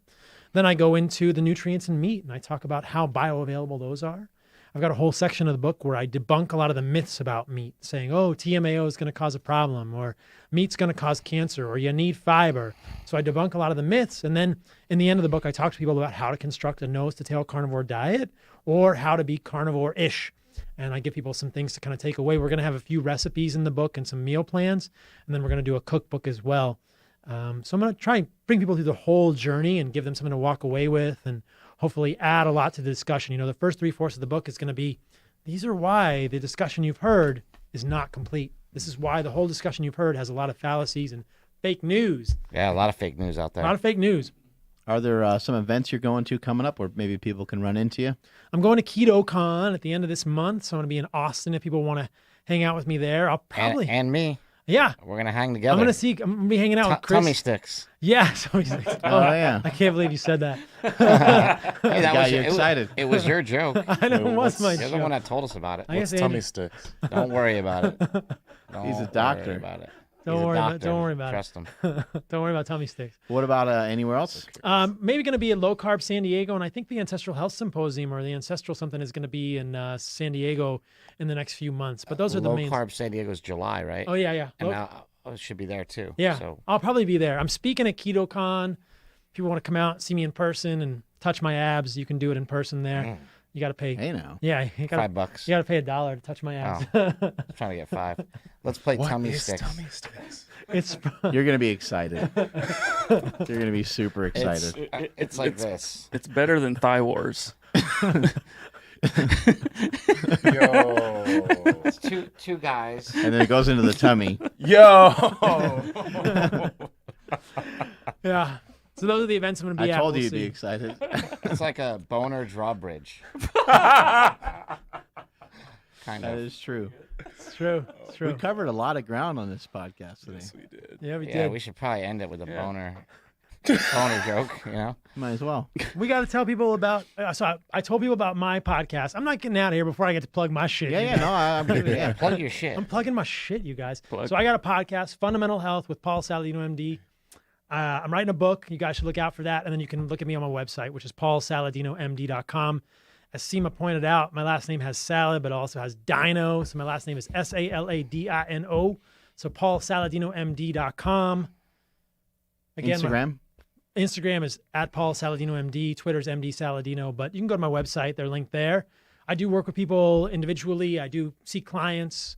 I see clients in person in San Diego. I see clients virtually. If people want to work with me, they can contact me through the website. And yeah, check out my podcast too. I'm trying to make it good. It's Fundamental Health. It's really good, man. Thank really you. Good job. I'm just getting started. I'm learning from these guys, but I'm trying to get interesting people on. Just released one today with Peter Ballerstedt, who is an environmental scientist, kind of debunking a lot of the fake news about the environmental impact of eating meat. We didn't even talk about that. He's the sod father. The sod father. The Yep. leader of the Ruminati. The Ruminati. Yeah, good dude. So that's my stuff, you guys. Ballerstedt. All right, man. Thank you so much. Strength is never weakness. Weakness never strength. Catch y'all later.